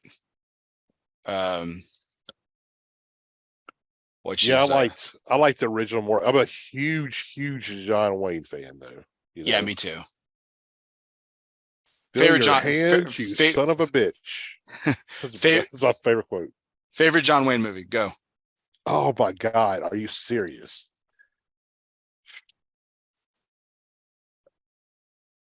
That's really freaking tough, man. Honestly, Sans of Iwo Jima is good. Yeah. It's like, I mean, do I go Western? Do I go military? I mean, it's like Sans of Iwo Jima. She wore a yellow ribbon. Ooh, she wore a yellow. Two of my favorites. Mine's easy. I'll tell you mine if you want to think about it some more. I love Green Berets. Was freaking fantastic. Green Berets is good. Hellfighters. Dude, that is such a guilty pleasure John Wayne movie. That is a shitty fucking film. That is such a shitty fucking film. It is such a guilty pleasure, though. I love it. I'm with you. Sam Spencer, formerly of McAllen Cigars. I was hanging out with him on Friday. We watched Casablanca. Yeah, we really tore it up, and we were two wild guys on a Friday night. But we were talking about John Wayne films. He's like, yeah, Hellfighters. I was like, dude, I'm with you, man. That is such a fucking shitty film, though. It's so bad. The acting is not good. Like, it's flat out just not good. Like, I mean, Yeah. John Wayne's not Laurence Olivier or anything, but but like the acting overall from like every character. Catherine Ross, who's like an all-time great actress, is in that film, and she's awful.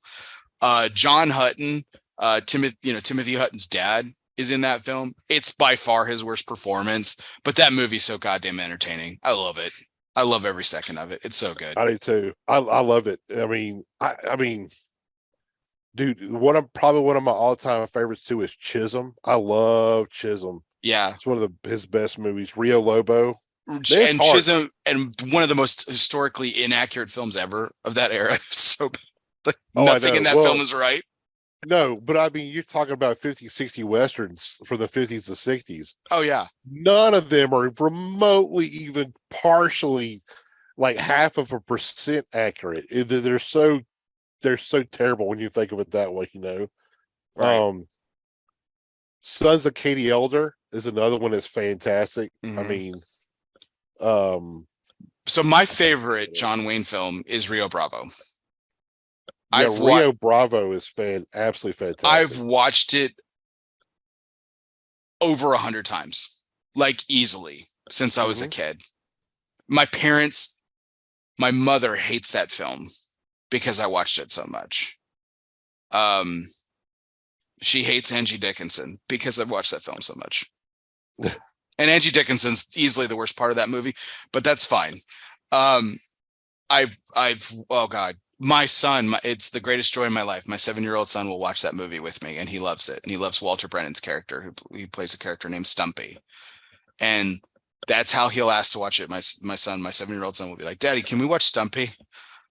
I'm like, absolutely. Yes. Yes, we can. It's great. Jay brings up a great one. So, The Man Who Shot Liberty Valance. Yeah. Is, I think overall is probably the best made John Wayne film, and by far the best acting performance from both John Wayne and Jimmy Stewart. I think that movie is incredible. Yeah, I do too. Lee Marvin's sensational in that movie too. I agree. I don't know if it was the best acting I don't know. In Harm's Way and The Longest Day are two like iconic ones where. Yeah. The Longest Day. Those were amazing. His acting The Longest Day is really good. It's fantastic, but that's like an all-star cast too, though. You know, so I mean, those are amazing movies. You know, and also, you know, you had some that were kind of, I didn't even know how they would even be made or shown, but like the Cowboys, you know, with the little kids. Yeah, that's a great one film. One of the only movies he was killed in. Yeah, so that was the last John Wayne film that my father ever let me watch. He just said it was he was just so concerned about the violence, the scene with the prostitutes and stuff. Yeah. Like it was just the violence was just very, especially the death scene is just so, it's the most real that in all of his films, like with the exception of like the opening of Big Jake where they kidnap the boy. That's dude, that's horrific. Like I won't let my kids watch Big Jake yet. Like that's just, it's horrifically violent. Both the opening scene and the ending are, I mean, I think at this point it would traumatize my 7-year-old. Like it's very real. And I would never let him watch the Cowboys at this point either. But the Cowboys was the last John Wayne film that I watched. I watched everything else. Like my dad and I watched like we went through his IMDb, dude. Like for the most part, like I mean, I've even dabbled into some of like his B movies, like from like the 20s and 30s. Like he it's just, yeah. But I don't know if I've watched every single film he's ever made. It's like he's like been in like 210 films, but I probably would say I've seen about 90% of them. Same here. I mean, my dad was an absolute John Wayne fanatic. I mean, in my office, I have this massive, giant artwork that he had done by somebody, and it's him as Chisholm walking with the Winchester 94 in his hand. Oh, nice. And the craziest thing is, even when I was little, I always thought my dad kind of looked like John Wayne, but he walked exactly like fucking John Wayne. The way that kind of that stagger, that's yes, he did the exact same thing. And I don't know if he was always like that, but like John Wayne, he kind of walked like that because he had a degenerative knee problem, which is why he couldn't go in the military. Yeah, it's the old football injury when he played at USC. Yeah, he played at USC. Yeah, right. Yeah, he was a running back at USC, and he had to quit that because of the knee problems too. But that's why he said like he couldn't join the military. So his best thought what he could do was, help raise money with war bonds and kind of put out these movies about World War II. To kind of like in his way help the war effort as well the best way he could. I mean he's got a lot of character flaws too, but I mean he's kind of was a man of his times as well, but another movie I always thought that was kind of ironic was The Shootist. His last film, dying gunman, and he was dying too, which I mean he didn't know at the time. So his character was dying of stomach cancer, and at the time he didn't know he had stomach cancer until after it was over. Because so a lot of the times they show him in pain, he was actually in pain for real life. Yeah, so they just kind of shot around it. The big theory is I forgot exactly what movie it was. I can't remember which one it was, but basically he filmed one of his westerns in the desert where they actually were testing the nuclear bombs. So was it Hondo where he got the cancer? I don't remember if it was Hondo. That might have been too early, but yeah, I know. Yeah, I don't remember which one it was, but they filmed it in the desert where this was at. They were basically they were filming a movie on radioactive land. But at the time, we didn't understand how the nuclear bombs. We do know they emitted radiation, but then it's stuck around. Effects. They didn't know how bad it stuck around. Yeah. So pretty much like there was like 7 stars of that movie, and I can't remember which one it was top of my head now. They all died of cancer after they filmed that. That's crazy. So, but yeah, I mean, my dad instilled that to be was a big John Wayne fan. I mean, whatever, like I bet tomorrow somebody's going to be doing, a marathon of John Wayne, war movies, probably AMC or something like that. Now we would sit there, my dad and we would watch them the whole time. Oh God, that for 1,000%. So one of the last movies, I'm also a fan of the Cahill U.S. Marshal. Yeah, one of his last ones. George Kennedy was in it and stuff, and they were buddies going way back. I'm trying to remember, but like the difference, it could have been Hondo. Hondo was in 53, so it definitely wasn't Hondo. Oh God. Here we go. So Cahill U.S. Marshal was in 1973. The Shootist was 3 years later in 76, right? Yeah. Like, and then the Rooster Cogburn, the sequel to True Grit, was in 75, was the year before. And Brannigan, where he plays a modern day detective, was in 75. Yeah.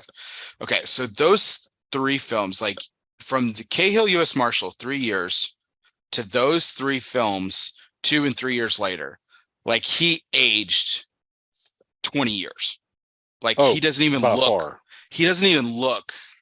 Like, I mean, he was like earlier on, he was a little bit more. He's always a bigger guy, but like he was more in shape, obviously. he still looked like John Wayne, and he felt like younger, like he felt like John Wayne and Cahill U.S. Marshal. Mm-hmm. But like Brannigan, Rooster Cogburn, the sequel, and then the Shootist. I mean, it was an old man, an old, big, rundown guy, right?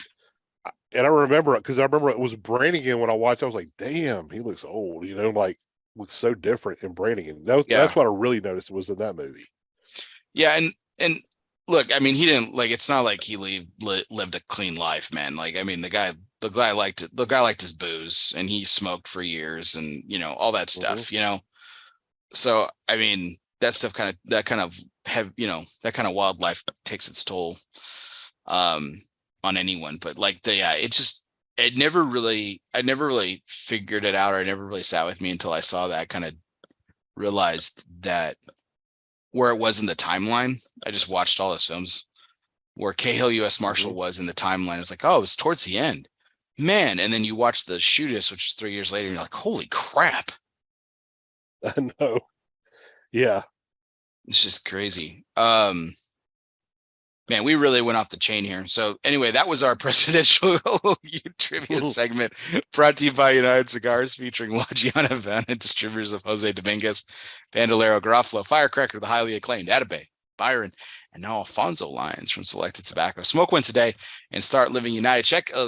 So starting on June 14th, Flag Day, we're going to celebrate 20 days of freedom by smoking 20 United cigars. There are 20 cigars in a United box. United Cigars, any Vitola, there are 20 cigars. And so it's perfect. So we're going to light up a United cigar each day from starting on Flag Day, June 14th. I will be pure poetry. I will be in England. So I'm going to throw down my own little tea party by smoking United cigars in across the pond, starting on June 14th, Flag Day, and then for 20 days to our nation's Independence Day. So from Flag Day, June 14th to July 4th, our Independence Day is 20 days. It's perfect. Buy a box of United cigars. We're going to be following along our journey on Instagram. We're going to have 20 days of freedom, 20 days celebrating 20 days of United, and going to be smoking a great cigar each day and celebrating United Cigars. So follow along with us. It's going to be a lot of fun. So, alrighty. Wanted to also bring up, before we kind of did our third thoughts, Ben wanted to bring up our charity segment, which we do here every week and everything. And I was really excited. Ironically, I thought about the Gulf Coast Community Fund. But you brought up something that's a little local to you, which is the Manna Food Bank, which is based there in Ashville. So talk to us a little bit why you chose this charity and why it's so important to you. Yeah, well, we were talking about, which charity we want to pick for tonight. And I had a lot in my mind, a lot of different ones. There's so many good charities to give to. And the reason I picked that one, the Manna Food Bank, was, actually, when we were talking about this, I was actually working on our food truck at one of the breweries locally here this afternoon. And I thought, oh, it'd be cool if we could do something that had to do with food. And the Manna Food Bank does a lot of work in not just Asheville, but in the Buncombe County area, which is the county that Asheville sits in. They do a lot of work around here, and we have a massive homeless population in Asheville. Now, there's many reasons for that. One of the main reasons is honestly because the weather here doesn't get real hot, doesn't get really cold. It's really temperate most of the year, all year round. Really good weather. So, and they do a lot of work, feeding a lot of needy families and stuff. And a matter of fact, my son's school, they do food drive for them as well. And I thought, that's a great one. Let's see if we can help out these people that are in a lot of need, especially right now. We like, for instance, something that made me really open my eyes was we had the COVID lockdowns, right? And the schools were out. And I remember reading this article about how a lot of students, especially elementary kids, that the only meal they might have got that day was from school. And them not going to school, they had nothing to eat the whole day. Oh wow. And I was like, that is so fucked. Like I can't even believe that this country, as prosperous as we are, we still have kids that can't. There's no food. Yeah. And it's just unbelievable. And Manna Food Bank helps with that kind of stuff. Mm-hmm. So I thought it'd be a pretty good charity, that we could, kind of highlight tonight for that reason. Yeah, check out mannafoodbank.org. It's a really great organization. And it's really, man, it's such a, I mean, dude, if you check out their page too, the amount of people that are involved with this charity in Western North Carolina, it's just fantastic, man. And there's a big picture of the group that does it, that works there, right on the front page and stuff. I think it's also worth noting too that like they've just gotten some amazing programs with this too. So it's not just it's not just like in the area too, but what they've made it a part of the community too. So it's not just their mission, but they've also kind of embedded it there in the community and everything, from everything that I've been able to see. And what's also, I mean, they've got a lot of people like on staff. I mean, this is like a staff, they have like a staff of like 12 people, which for a small area charity is pretty cool that they have so many people. So it's clearly supported by the community, which is fantastic. I know I talk a lot about like veterans issues on the show. I talk a lot about humane society and taking care of animals and everything on the show as well. Like those are probably two of my biggest passions. But like one of the ones that I don't talk about as much, but one of the biggest passions I've always had is about hunger. And you nailed it, Ben. Like hunger in this country is such a unfortunate, huge problem that we have, which is, like you said, in 2023, well, all these great restaurants are popping up and everything, and there's this kind of food revolution going on in this country, because beef, the world is shrinking, and so we have like these great fusions and these great ability to sample some great cuisines from all over the country, all over the world, pretty much within our fingertips at any point. And yet there's still people that go hungry every day. And it's just, it's probably one of our greatest tragedies here in this country. Like, yeah, it really is. And like, and another thing too is I have a few friends in the restaurant industry, and I remember I was talking to one of my friends they were like basically throwing away a lot of food, and I was like, dude, why don't you donate that to like one of the food banks and stuff? And he was like, we can't, we're not allowed to. I'm like, how the hell, what do you mean you're not allowed to? Who the hell's telling you can't do it? And partially was there's laws about the food and how it's been handled and what you could do after it and all that stuff. But the real fear, honestly, was donating food and the litigious nature of our society, to where somebody might get sick or something, they blame the food, and then they sue the company or the restaurant for the food that they donated to help out needy people.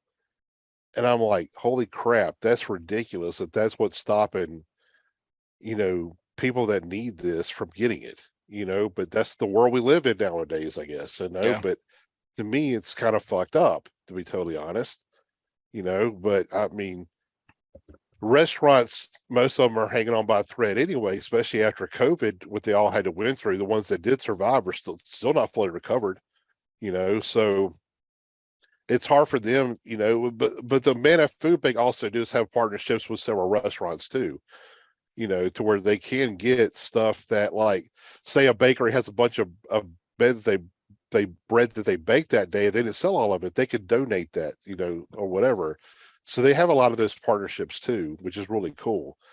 But I know, I like, we the same thing. Like I'm we're a military family, so veteran causes is big with us as well. Ironically, that I know I just said I'm a hunter, but I'm also an animal lover.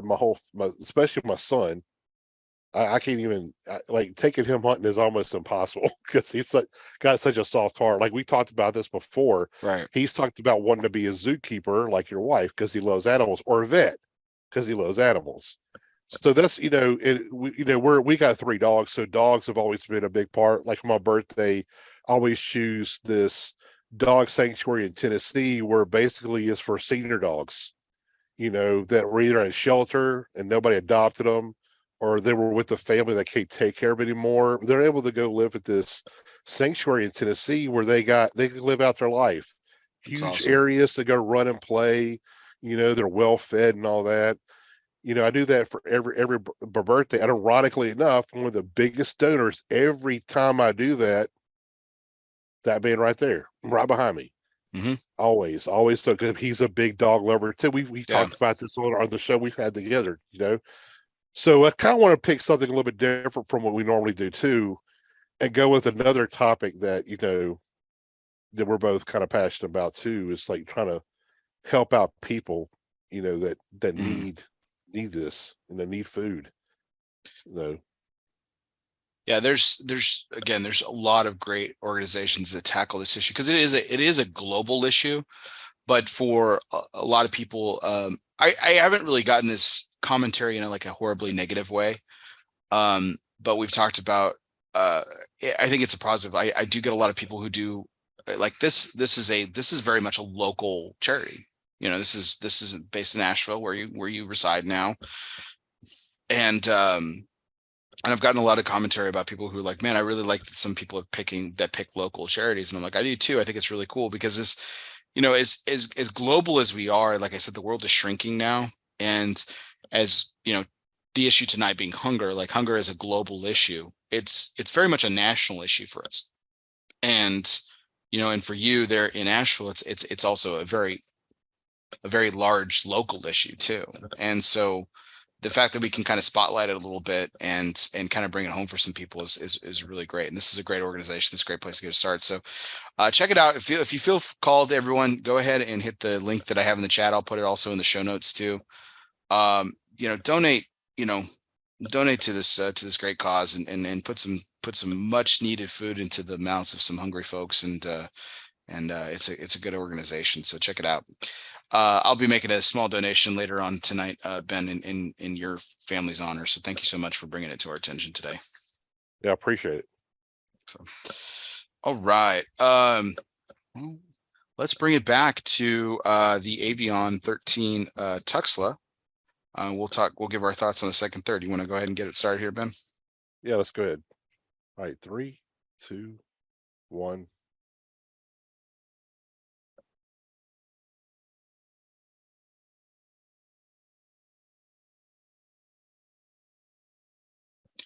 Welcome back to another edition of the Smoking Syndicate cigar reviews here. We are doing a special collaboration today. We are also featuring this review on El Oso Fumar Takes Take 252.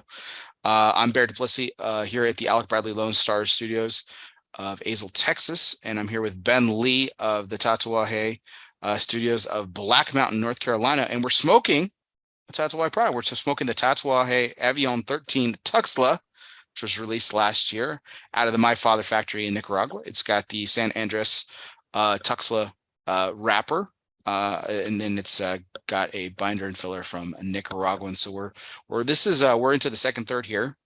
So here are our second third thoughts. Ben, how was that second third? How did that second third wrap up for you? The second third for me got a little bit more savory and less sweet.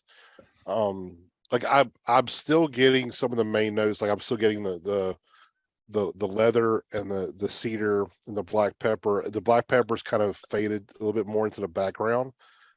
But now, and I don't know if this is from our coffee talk earlier, but I'm getting that cocoa note. But to me, what it reminds me of now is that I'm getting like a little bit of a coffee bitterness and like an espresso. What it reminds me of are the chocolate covered espresso beans. That's the kind of the flavor that I get now. it's really freaking tasty because I love those damn things. I really do. But that's kind of where that chocolate note and that coffee bitterness is kind of coming in, and it tastes really good. But it's kind of like I'm not getting really any of that dark fruit note, the stone fruit. Like it said figgy, but I was thinking more of like plummy kind of something like that. I don't really get that anymore. Like to me, it's completely gone for me. So basically, what I'm getting is that chocolate covered espresso bean, cedar, leather, a little bit of earthiness, and a little bit of black pepper. What about you? Yeah, for me, the like you said, the richness is kind of fall off in a little bit, but it's still pretty complex cigar in the second third for me. I started getting well, the fig notes started to dissipate a little bit. I started to get I said at the final of the first third that star and anise had kind of gone away. It came back in the second third for me, so I got a little bit of that licoricey note that kind of was balanced by the coffee that we were talking about. Yeah, I totally dig what you're saying. A real nice earthy espresso kind of sprouted out in the second third. The black pepper on the nose and on the retrohale was still very prominent for me. The finish is becoming shorter and shorter on the retrohale, so it's definitely a more medium finish, bordering on short now. And the interesting note that I noted from this second third was as you kind of finish the cigar and you're finishing the puff and you're like the retrohale is coming off in the end of that finish, I would be putting my tongue against my palate, and I would get this very distinct, but not like overwhelming, but very distinct peanut note. So I'm getting a little bit of peanuts there on the back end, and then that leathery component's still there to kind of balance everything out too. So still balanced, still complex. Lost a lot of the richness, unfortunately. I'm hoping it kind of returns a little bit. Otherwise, this has the potential to get a little muddled.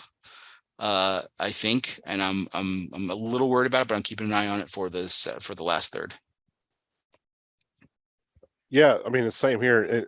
We didn't talk about this, but to me, it's more. I still think it's medium strength, medium bodied, and medium full of flavor.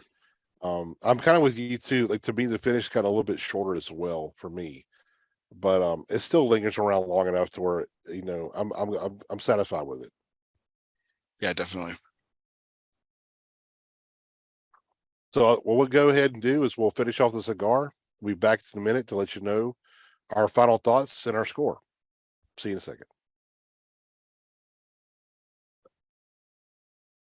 There we go.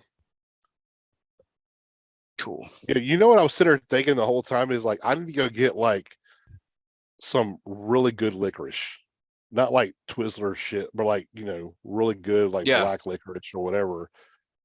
I don't like it, but I want to eat it just so. I mean, maybe I do like it now. Hell, I ain't had it in freaking decades. Maybe I like it now. Maybe my taste has changed. I don't know, but I felt like I need it. I need to go eat some just to put that in my, my flavor bank. My dad was always a fan of it. He loved black jelly beans. He loved black licorice. Yeah. So I remember nostalgically, I remember the aroma that it gives off when someone's eating it. Mm-hmm. That's the one that's kind of embedded in my head. I've had some really good black licorice lately. It's something that's good. I don't gravitate towards it. I do love, I know you and I are both fans of Toscano. I love the Toscano anise flavored cigars. The anise flavored cigars. Those are so fucking good. They had that. I didn't realize that. Yeah, they have so it's really good. They're really good. And it's very prominent. Like that licoricey, fennel, vegetal, star anise kind of thing. It has some nice degree. Obviously, it's a Toscano, so it has some nice sweetness to it too. So it balances out some of that bitterness. But it's really good. I love those cigars. And ironically enough, too, like there's a lot of fragrances on the market that actually use that as a note. And one of my favorites that I have is called Versace Man. It's discontinued now, but it's one of my favorites, and it was really popular at the time. And one of its main notes is like that anise note. It's in there, and there's actually a lot of them that do that. And a lot of times they'll discontinue fragrances or they'll redo them because there's organization called it's IFRA. It's French, but I forgot what the initials stand for. But basically, they regulate components that go into different perfumes and whatnot. And if they determine one's an allergen, they ban it, where you cannot use that note anymore. So a lot of companies will reformulate or they'll kill it off. And I don't know if that's what happened with that one, but it's one of my favorites. And it does have a kind of a dominant anise smell to it.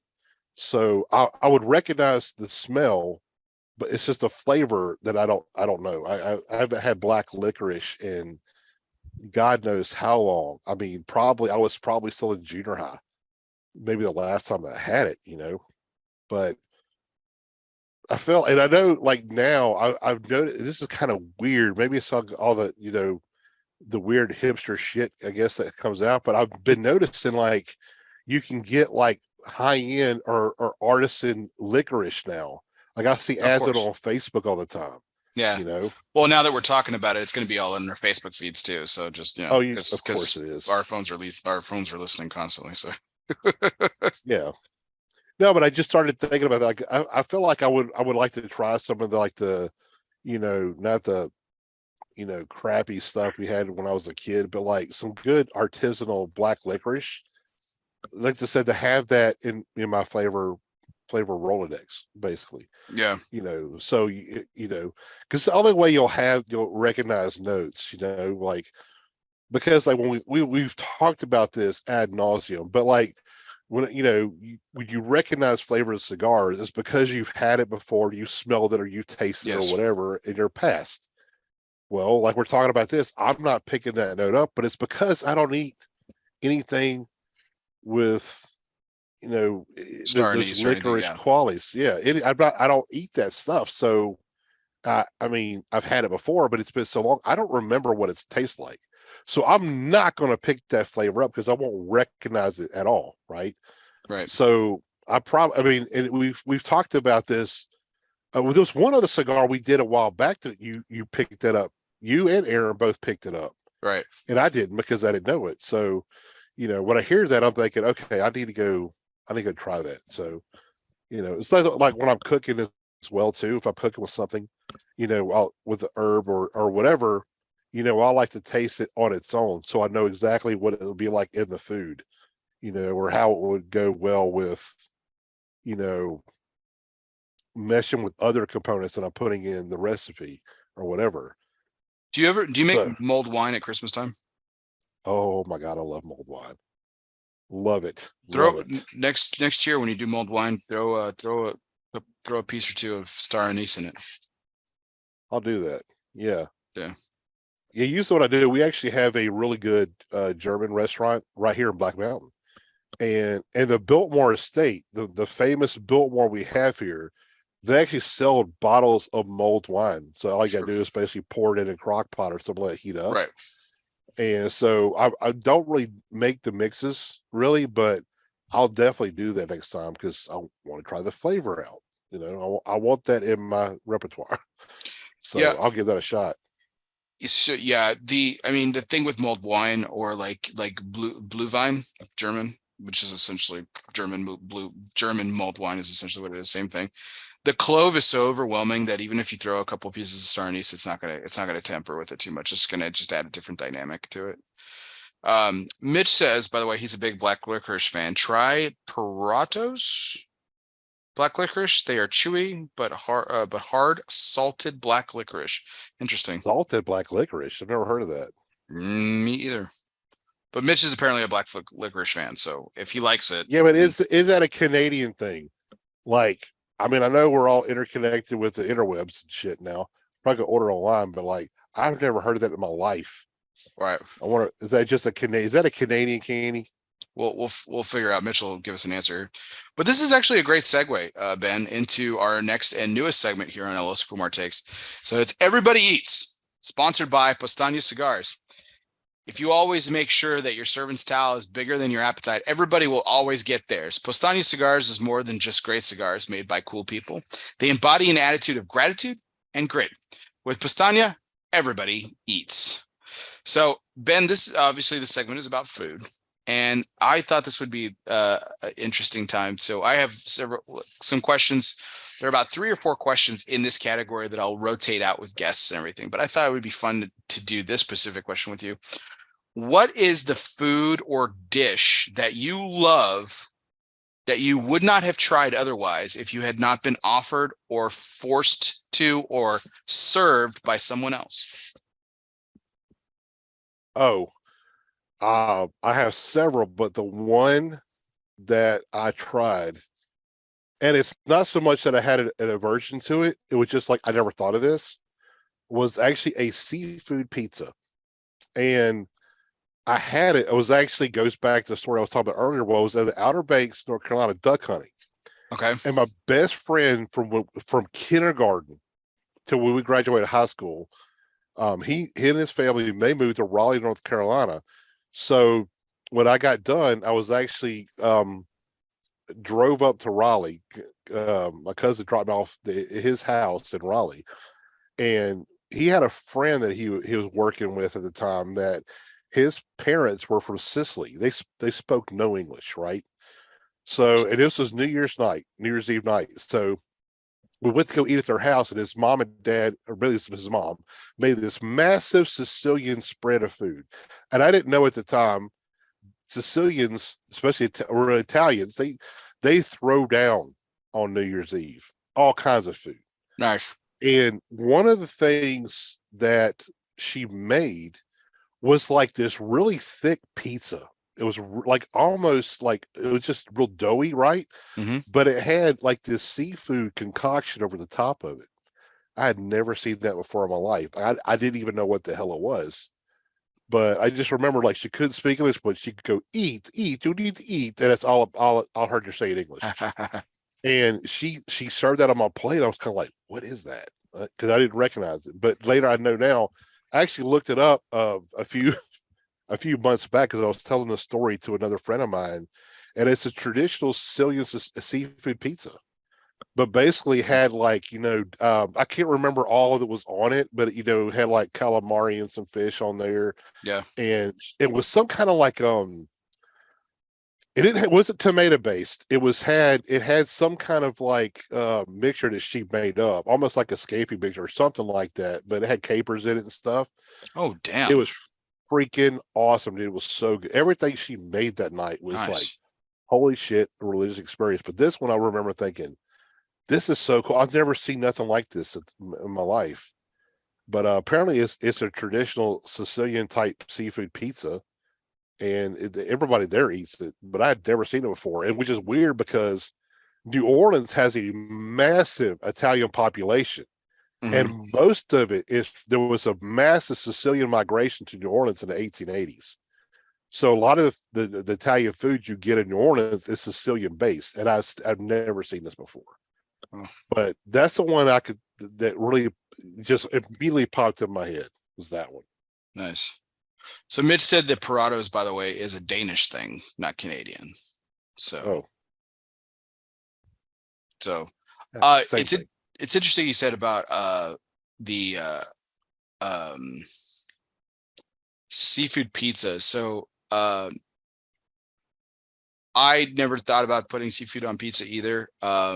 And the last few years, ever since COVID and everything, we've our family's kind of started this new tradition. We went down to Galveston and we would spend a weekend in Galveston, and we would, we usually get an Airbnb right on the seawall. And there's Mm-hmm. this very every time I mention this to people who like have been to Galveston or live in Galveston or live near Galveston, they're like, "Oh, it's such a tourist spot." But I'm like, I don't care. It's fucking good. It's Mario's Seawall Italian and Pizzeria. It's been there for freaking forever, apparently, and we just stumbled upon it. We're a bunch of tourists, so I mean, perfect. But they have this pizza there that I've gotten both of. There's two of them. They're both seafood based. The first one is the spicy shrimp pizza. So it's got shrimp, sun-dried tomatoes, roasted red peppers, Roma tomatoes, and it's very spicy, which is great. And they also have the Buccaneer, which is shrimp and crawfish, which is totally right up your alley. Yes. Both are fucking fantastic. I love it. So good. So Yeah, good. we lived in Galveston for about a year when my before we actually officially moved to Houston, my wife was a travel nurse in a hospital that she ended up getting a full-time position at. But she was living in an apartment in Galveston, so we stayed at Galveston a lot. And I've never been there. I've never been to that one, but there was a You've never place. been to the tourist trap? Wow, No, dude. Yeah, I feel even worse now. You lived there but for years. yeah, there was a place right off the Strand there that was called, if I remember right, the name was Mama Teresa was the name That's what of it. everyone tells me to go get. Every time I tell Okay. everyone time I mention Mario Seawall, they're like, "Oh, you got to go to Mama Teresa's, man." Yeah, Oh my God, dude. Everything in that plate, it's a pizzeria, right? But they have some amazing pasta dishes. nice, And it's some of the best pizza and some of the best pasta I've ever had, bar none, was at Mama Teresa's. It's fantastic. I sweet. mean, it was awesome. I don't know if we can break tradition this year, but I've wanted to try. I've wanted to try it. There's some cool spots, man. Galveston's got some great food. We've done some hole in the wall seafood places and stuff. We try to always eat seafood there just because we're right there on the water, so it makes sense. Um, but it's a cool city, man. It's really underrated. A lot of Yeah. history, which is cool. Oh, it's amazing history. Amazing history there, especially So, with during like prohibition and illegal gambling that they used to have mhm. on the piers. Yeah. I was actually Jennifer Nicole, that she Yeah. used From to she Hiram and Solomon. Yeah. yes, well, she used to be the manager for one of the cigar shops, the big cigar shops there. I think it Hmm. was called Havana House, if I remember right. But I was there one day, and her and another guy were telling me about some of the history. Like, so basically, that place where Havana House was at, if I remember, if that was the right name, I can't remember if that was the name or not. But basically, that building has been all kinds of stuff. Like, for a while, it was a whorehouse. That's why there's a bunch of little rooms in there where you can go hang out in and have a cigar. But they told me this is the coolest thing ever. So if you've ever been to Galveston, there's the piers are really long. They're really long piers to go out for quite a ways, right? Hmm.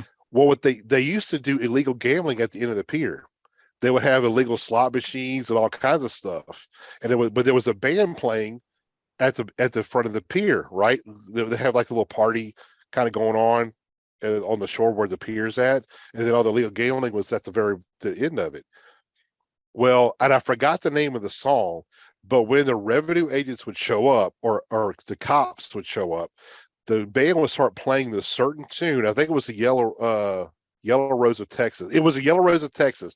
They would start playing that song and would Nice. alert the guys at the end to get rid of all the gambling stuff. And what they would actually do was hoist the slot machines over the side down into the water and hide them. So when the cops Nice. got to the end down there, when they finally made it, there was nothing there. And they would leave, they would hoist them back up and go back to gambling again. I thought it was the coolest damn thing ever, man. It was just Sweet. Galveston has a crazy, crazy history for such a small area. I mean, a Yeah. historian could Well, and then spend their life on just Juneteenth spawns Galveston. from there. That's where the news of emancipation landed, is in Galveston. For the South. That was the first place in the South that slaves found out they were free. So it was crazy. It's wild. It's it. Yeah. The other place that we really like, we discovered this last time. So my wife has some friends that worked at the zoo that actually they still live down in and they recommended this place. It's called Gypsy Joint. Uh, really cool. Yeah, really cool spot. Um, just fantastic food. Very, like new American. But they have some really cool like local stuff, like Cajun stuff like that. So, um, the family who owns it actually hailed from the Carolinas, and they moved there, and they opened up the Oh, that's spot. It's wild. pretty cool. Yeah, it's the whole family and everything. It's some of the best food I've enjoyed. It's really good stuff. And Really one of the good. best coffee houses I've ever been to is in Galveston too. It's Mod's Coffee House, MOD. It's freaking awesome. It's the coffee there is absolutely fantastic. One of the best I've ever been into. I was trying to think of some other place we went to when we were down there. There was one, if I remember, it's called Sunshine or I think it's Sunshine Bakery. But it's freaking awesome. It's some of the best food I ever had too. It's a great breakfast place. Is mainly what it is. It's a breakfast and lunch place. They're not even. I don't even think they're open at night. But it's checked that one out too. It was one of my favorite places to eat. I was there. This it's got a great food scene. You know, it really does. Yeah, I think it's totally underrated, man. I really enjoy eating when I'm down there. It's really good. It's really good stuff. For me, the dish that was forced upon me that I absolutely love, and people get a kick out of every time because I think it's delicious. Rocky Mountain oysters, which is cow testicle, and it was prepared really well, and it's really good. It was really good. I'll just say. Oh yeah, you know that reminds me that the one other one was lingua. Yeah, cow tongue. Cow tongue, man. That stuff's good, now, man. When it's done right. Yes, I did not know how freaking awesome that tastes until I was actually living in Tallahassee, and we were at my buddy's shop, and this family, I don't know how they got to Tallahassee, but basically they bought a food truck. It was just a taco truck, real simple, but it was some of the best tacos I've had outside of Houston, Texas. To me, Houston's got some of the best taco places ever. But it was freaking awesome, right? And anyway, we used to go eat lunch there all the time. And this guy showed up and came to the shop, kind of, hung out with us this one day. And he was, we were talking, we talked to the guests, and he was like, yeah, he brought his daughter to Florida State, and he was just, he brought her up there, and he wanted to, she was doing some kind of orientation thing. So he came out of the cigar shop and hung out. Well, long story short, he's actually a chef, and I forgot where they were from, but he was a chef. And it's almost said, hey, I'm gonna go grab some tacos to this place. Would you like anything? He said, yeah, give me some lingua tacos if they have it. I'm like, well, they do have it. I said, okay, well, I'll get you some. So anyway, I go there and I get like a 3-pack of lingua tacos. And I came back. He says, we were talking. He said, have you ever had lingua? I said, no, man, I have really no interest in eating cow tongue. He said, you really ought to try it, man. I think you would like it. I really said, yeah. So he gave me one of the tacos. It was awesome. It was so good. It's like filet mignon. It really is. It's got a great beefy flavor, but it's such a tender, like steak texture. It's phenomenal. It's so good, man. Dude, I gotta tell you that I've actually prepared both now in my life. I've made lingua, and I've also made Rocky Mountain oysters. I am more grossed out by the original product of beef tongue than I am of like cow testicles. Like the way it looks, beef tongue, when you like first get it, and the way that it's prepared and how you boil, and then you pull off the outer skin and to get to the tender meat and stuff, it's disgusting. It's horrific, man. Like it'll scar you fucking for life. But it's so worth it. It's so fucking worth it. So good. Awesome. Yeah, we've made it here. We were actually messing around with some stuff with a food truck before he opened it up, and we made some lingua tacos, and they were unbelievable. So good. But cool. Yeah. All right. Well, that is the Everybody Eats new segment from here on Ellis Fumar Takes, sponsored by Pastania Cigars. If you always make sure that your serving style is bigger than your appetite, everybody will always get theirs. Pastania Cigars is more than just great cigars made by cool people. They embody an attitude of gratitude and grit. With Pastania, everybody eats. So, Ben, I thought before we got into the last third here, I would probably cook up one more segment here, and then I thought we could wrap up with a couple more segments here to conclude the night. So, you've participated this one in quite a bit, so I know I recognize it's probably a little bit hard to come up with a unique experience, but I love this segment, and I love talking about just the idea of kind of being in your own refuge, because it's our next segment, of course, sponsored by Asylum Cigars. Refuge is more than just a physical place. It can be a state of mind. Some of life's greatest reflections can be found in our own personal asylum. Moments like these were made for Asylum Cigars. So light up an asylum and choose your refuge. Ben, just a reminder what the segment's all about is that moment. We smoke cigars all the time. We smoke on part of a community. We do it digitally all the time as well. As much as we hang out on these shows, we actually still get together digitally and remotely and still smoke and talk all the time. And we constantly share cigars back and forth and everything. But some of the greatest moments we can have are with cigars, and they're typically by themselves. A lot of times, especially lately. What's a moment that stands out where it's just you and the cigar? If you can recall, what was the cigar and what was the moment about? Yeah, so this is actually really recently. I mean, we have the real famous Blue Ridge Parkway right here. And of course it goes up the mountains and everything. Actually the tallest mountain east of the Mississippi is right here in my backyard. It's called Mount Mitchell. And the Blue Ridge Parkway, actually you get on it kind of close to my house and it goes up to Mount Mitchell. And then it comes back around down at our county next over to us.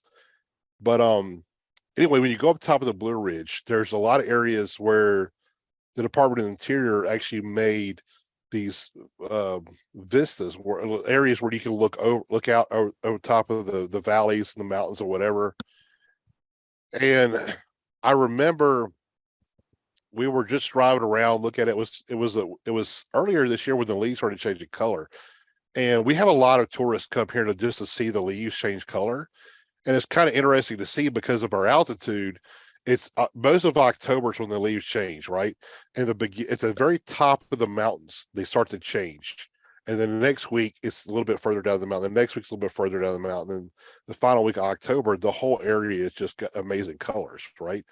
So we decided, my wife and I, my cousin, and we were driving up the Blue Ridge Parkway, just kind of looking around, looking at the leaves, seeing what the big hubbub was about. And we got to this one area where wasn't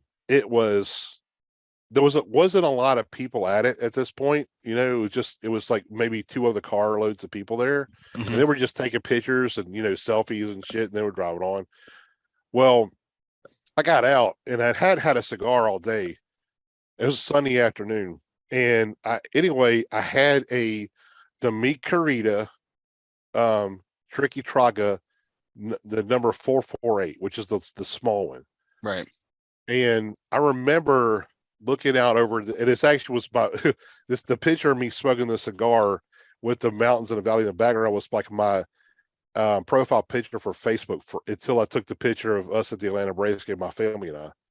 But I remember it was so quiet and it was just such a beautiful scenery. And I remember I lit that cigar up and basically I just sat down. You're not really supposed to do this, but I kind of went down a little bit on the side of the mountain and found this nice little quiet spot and kind of just hung out there. My wife was actually on the phone with something having to work, so she was on the phone, so they weren't. And my cousin was doing something else too, and I just went out there by myself with that cigar and lit it up and just sat there in the quiet. Cell phone left in the truck because I didn't want to have that disturbing me or you'd be distracted. It was just me, the cigar, the absolutely stunning, beautiful scenery, and it was just perfect. It was just so perfect. Nice. I mean, the cigar taste. I mean, that cigar to me is the best Tricky Traca size there is. Is that small 448 by far. It's one of my favorites out of the whole Dumbarton tobacco lineup. So, but it's something about that time, that cigar tasted even better than I previously had it before. It's just something about it. That moment in time was just perfect. Very nice. That was my moment. Sweet. Had a few, actually, I've had a couple recently, which is nice. Usually they happen at night. I happened to have a cigar the other day during the day, and it was just really nice. I sat on my back porch, was just taking a break, and lit up ironically lit up a Pestaña Habano, and that I recently got from Cigar Hustler, and I just kind of just sat there and just really kind of just enjoy the cigar and just taking in like it was a warmer day too. It was like, and perfect too by a lot of stretches. It was like 75 and everything, but it was been warmer than it has been in a long time during the day, and the wind wasn't blowing, so there wasn't like pollen beating my brains out or anything like that. And it was just really cool to just kind of sit there and just kind of reflect on a lot of stuff, and it was a really nice moment too. So it's always good. I mean, cigars are a great community exercise and everything. They're fantastic, but man, when every once in a while we get those moments where we're not working, not doing anything, you just light up a cigar and enjoy the moment for what it is. Good stuff. Yeah, I mean, like, we smoke cigars. Usually it's a social thing, right? Like, I work from home, so I don't have a lot of interaction with other people. So I love going to cigar shops for the social aspect and having cigars too. Mm-hmm. But some of my favorite moments with cigars has been just being by myself in a very peaceful moment. It's it's so interesting. I like the social aspect, but it's some of those times, those moments is just perfect when it's just you're by yourself and it's just a really peaceful time and you can just enjoy the cigar and it's just like perfect. Nice.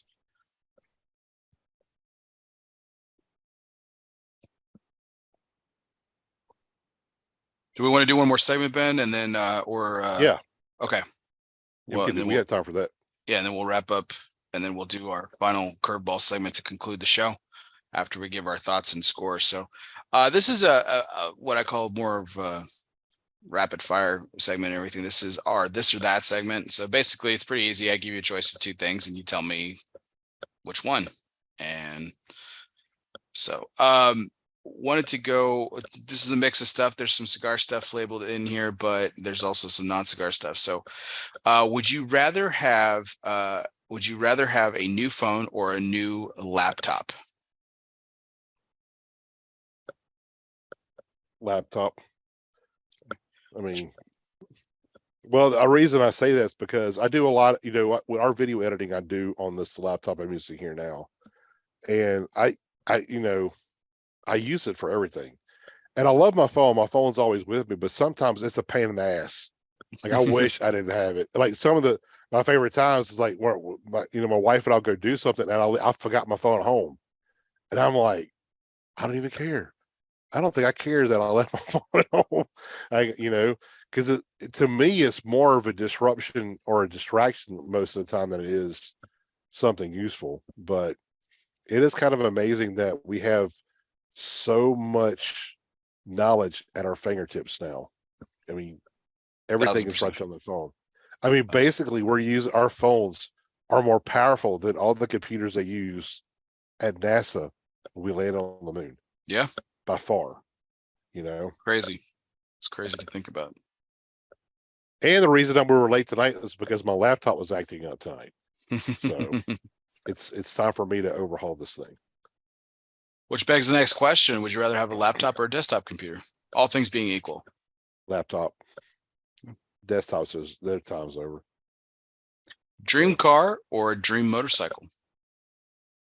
Ooh, that's tough. I've been a motorcycle driver for a long time. I love my motorcycles.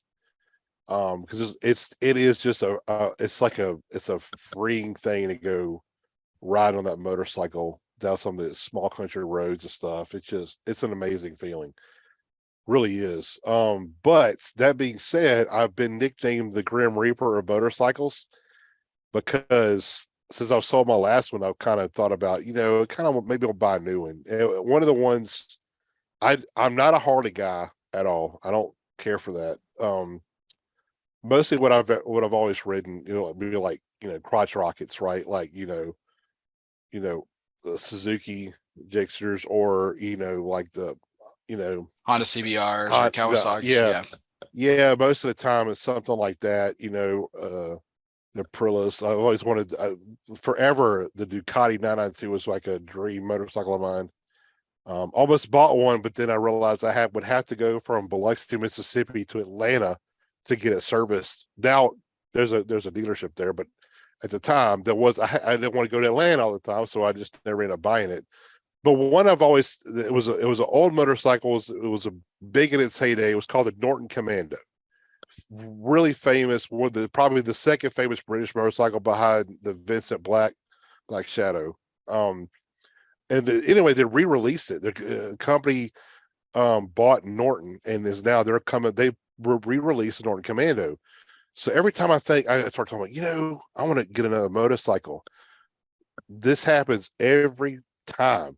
Either a friend wrecks their motorcycle, or I come across somebody that just had a wreck on a motorcycle, or my wife she was an OR nurse, would have somebody come in the OR that had a massive trauma because they're on a motorcycle. Crazy. Every single time I bring up about thinking, I think I want to get a motorcycle again. Every time. So that going on with this question, I would probably go dream car. That's probably what I'd go with. So what is the dream car? Because I don't want nobody to see. Here's the thing. I'm not so much a like hyper car. To me, I love Ferraris, but to me, a Ferrari or a Bugatti Veyron or a Pagani Veyra or something like that, those high-end supercars, or they call hypercars now. Those are awesome. They look beautiful. But to me, it's we can't drive that shit around here. You can't really use it. I want something that's ultra luxury, right? So going off that, the Bugatti Veyron is kind of both, right? It's super fast, but it's also a luxury car. So I would say either that or a Mercedes Maybach. One of those two. Nice. Good stuff. All right. Bar of soap or shower gel?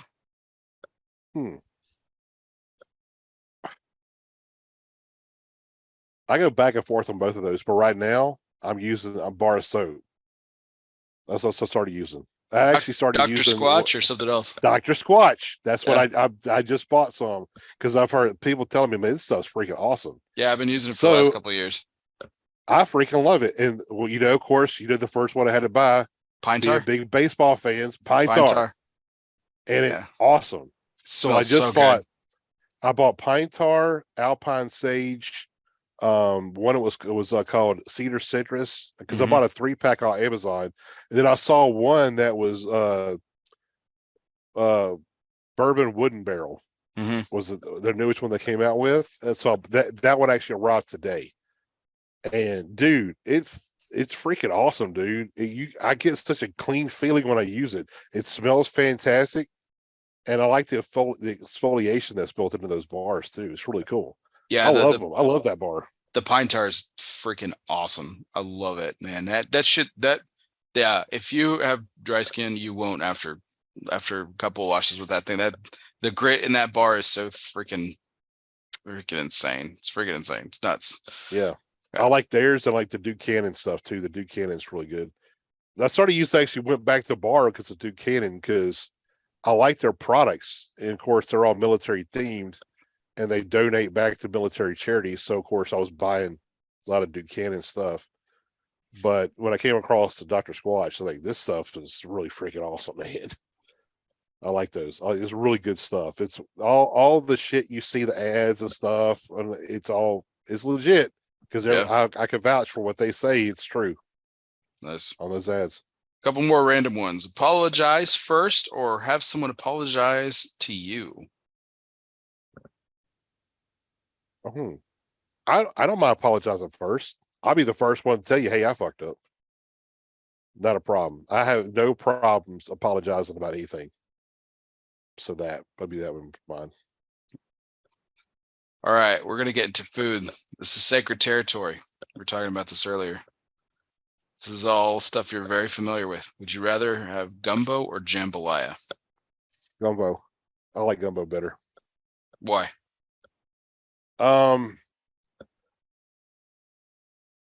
Probably because when I think of gumbo, I think of my grandmother, which we called her mama. That's a Southern thing. I just remember, it's just really special times in her kitchen and dealing around her making gumbo and the family getting together and eating gumbo. So to me, that's what I think of when I think of gumbo. Seafood Creole gumbo, not Cajun gumbo, but Creole. my favorite by far. Shrimp or crawfish? Shrimp all day. I love crawfish, but yeah, it's a shrimp all day for me. Just more meat. Yeah.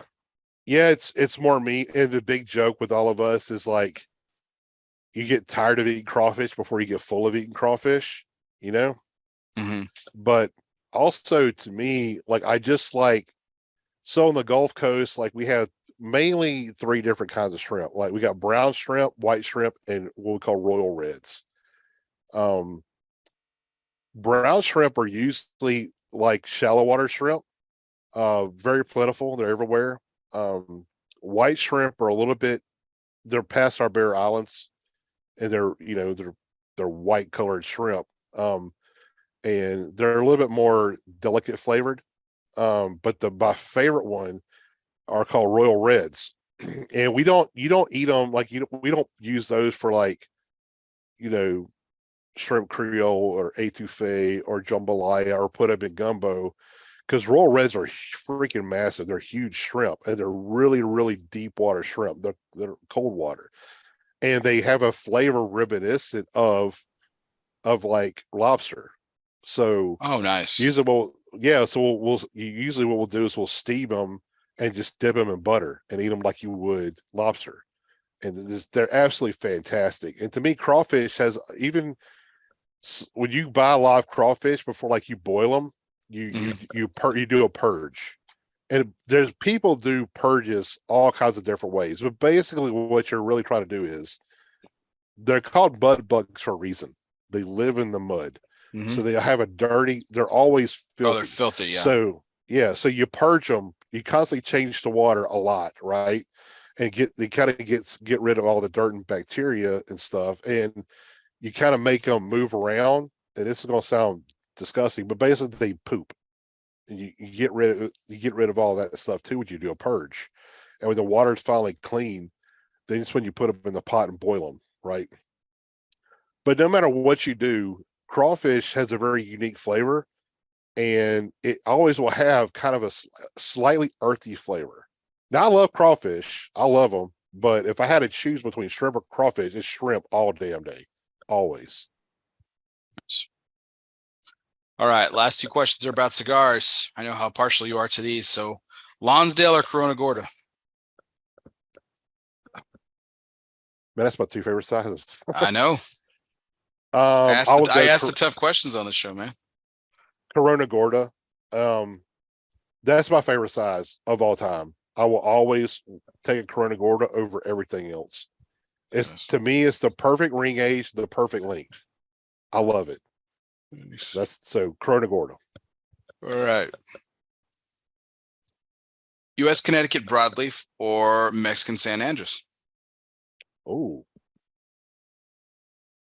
As a wrapper, by the way, not as a tobacco itself.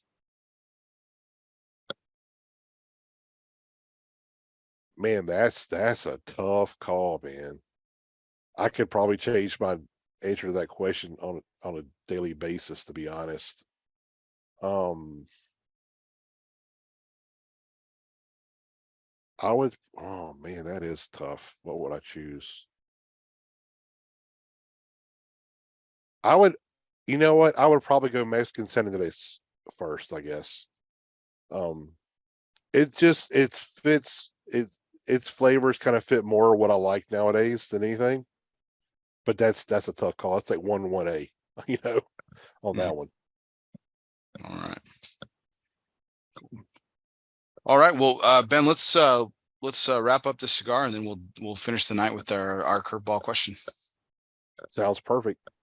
All right, 3, 2, 1.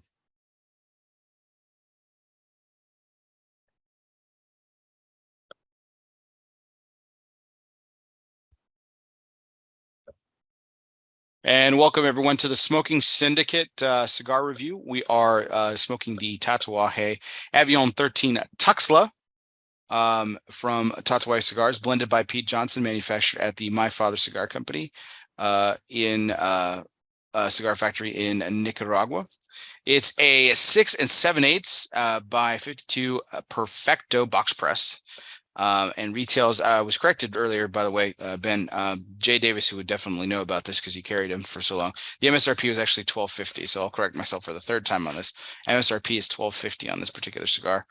And it was released June of last year. So these cigars are about a year old because he has not done a second release that we're smoking tonight. And we're wrapping up the cigar with our final third here and giving our final impressions on the final third and then our overall score. So why don't you kick us off? Yeah, on the final third, to me, it's got a little bit more simplistic, but not in a bad way. So what I'm getting a lot of now, like to me, I'm that cocoa note has gotten stronger on the last third for me. I get earthiness, the leather, and the cedar still. And the black pepper is coming back a little bit more, but not a lot. I was expecting it to be a lot more in the final third, but to me, it's not. And all these flavors are so smooth. The age has done wonders for the cigar, I will say. And I liked it when it first came out. I really liked it when it first came out. But to me, it's even better. It's better now than it was before. That cocoa note that I'm getting now too is a richer, deeper cocoa flavor for me. Like I equated it, or not equated it. When in the second, third, I said I got like that coffee bitterness. That to me, first thing that popped in my head was a chocolate covered espresso beans. I'm not really getting that so much now. It's almost like a really nice high end piece of chocolate you ate, right? I do get still that little bit of that coffee bitterness, but to me, they've almost separated them from themselves now. They're two distinct flavors now. It's and the biggest change for me was that the cocoa note has gotten richer and a deeper flavor on the final third than it did in the other thirds as well. The finish is still like medium short for me. I would still say medium body and strength with medium full and flavor. That's where I'm at now. What about you? Was there a crescendo of flavor? I wouldn't say it was a crescendo. I don't think it's a crescendo flavor. Yeah, no crescendo of flavor for me either. The final third, as I'm wrapping up it right now, this interesting kind of minerality kind of has seeped into it with a little bit of saltiness too to kind of go along with the dissipating sweetness that's pretty much virtually gone at this point. Just enough to kind of balance it out so where the acridness, the acidity and the hotness by getting towards the end of the cigar isn't too distracting, but it's there. Ironically, I've had a couple of construction problems here. I know we've been talking and everything, but well, not construction, but burn problems. I've had to relight the cigar in the final third a couple of times, which is a little annoying. I had a relight in the first third too, which was crazy. But again, I kind of attribute that to the nature of the fact that we're doing this live. So I won't necessarily dock too many points off of it, but I think it's something of note. It has become a little bit more muddled. I talked about this being a worry for me, and as I ended the second third, the earthiness has kind of kicked up, that salty mineralness and everything. Still nice and complex, different flavors that I didn't enjoy in the first and second thirds, kind of creeping in. The nuttiness is still there, some peanuts and stuff like that, kind of sifting around and everything. So, but the final third kind of wrapped up a little to me. Definitely my least favorite third. And the flavors kind of became a little bit muddled, not to the worrisome level that I was worried about it. I've had, like I said, this is my 11th one. I've had a little bit more of that muddled feeling the last third the few times, but the first and second third definitely carried this cigar for me. But those were my impressions of the last third. Yeah, I agree with that. The saltiness, it's almost like the feeling you get on your palate when you eat something with salt on it, like like a salted chip or something like that. That kind of like the salty kind of reaction that your palate has when you eat something with salty. I get that. But I did have two relights, but I attribute them to me completely because they were during our segments where I was talking and I had to come back to it and it was barely lit. So that's on me. And other than that, I've had no construction problems. I mean, it's burning really, really well. Tons of smoke. A lot of smoke too. I love that. Smoke up, it's good. Draw's been good. The burn got a little wonky a couple times, but it's self-corrected, which was nice. Yeah. So, all right. So how do we do this, Ben? We do final overall thoughts and the score? Well, we kind of did our overall thoughts. I think there. Or yeah, We just do the do the score. just do the score. Um, Okay. so to me, I'm gonna rate this a 90. I really enjoyed the cigar. I um the flavor profile of it is really nice. I love the kind of the intermix of the sweet and savory notes. I really like the cocoa, the espresso, the cedar, even the earthiness. I don't mind earthiness. I don't like it when it's overbearing, but I do like the hint of it, and this gave me that too. Mm-hmm. The final of it with that kind of that the saltiness you mentioned, with kind of mingled well with kind of like the sweet cocoa-ness that I had at the end. Overall, I thought the cigar was really good. It's actually, I think it's my favorite. It's my favorite Tuxtla, I think.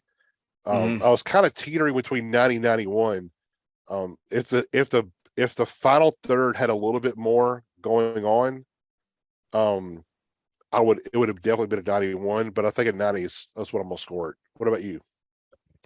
Yeah, I just put it down, just finished it up and everything. I think this is like consistent with the last couple of Tatuajes I've smoked, where the final third is just kind of unfortunately brought this overall score down for me. But let's put this in perspective. A lot of people talk about how like I'm a little bit hard over score and stuff like that. So let's just call it what it is. I'm scoring it at 89. I was fluctuated between an 88 and an 89. It was probably going to be a 90 until I got to the last third, or it was probably going to be a high 89, 90 until I got to the last third. The flavors just became a little bit too metal for me. The last few puffs also just got a little bit too acrid for me too. And I think that's just by the nature of the cigar. The reason I smoked the cigar, and this is my 11th, as I mentioned, the reason I bought a box and everything is I really enjoyed it. Outside of the cigar that I smoked a couple before I bought the box.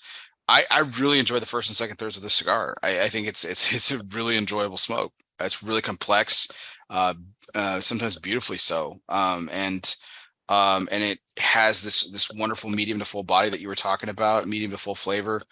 And the strength level is kind of is more on the I would say high mild to medium side. Like, it's not an overwhelming cigar to the palate. It doesn't hit you very hard. And it's like the first and second third really carry this cigar for me. So for me, it's an 89. And I will absolutely smoke it again until I don't have any more, because I really enjoy the first and second thirds. It's a great smoking experience. Yeah, what was your out of the three thirds we had? What was your favorite one? I really enjoy the first third.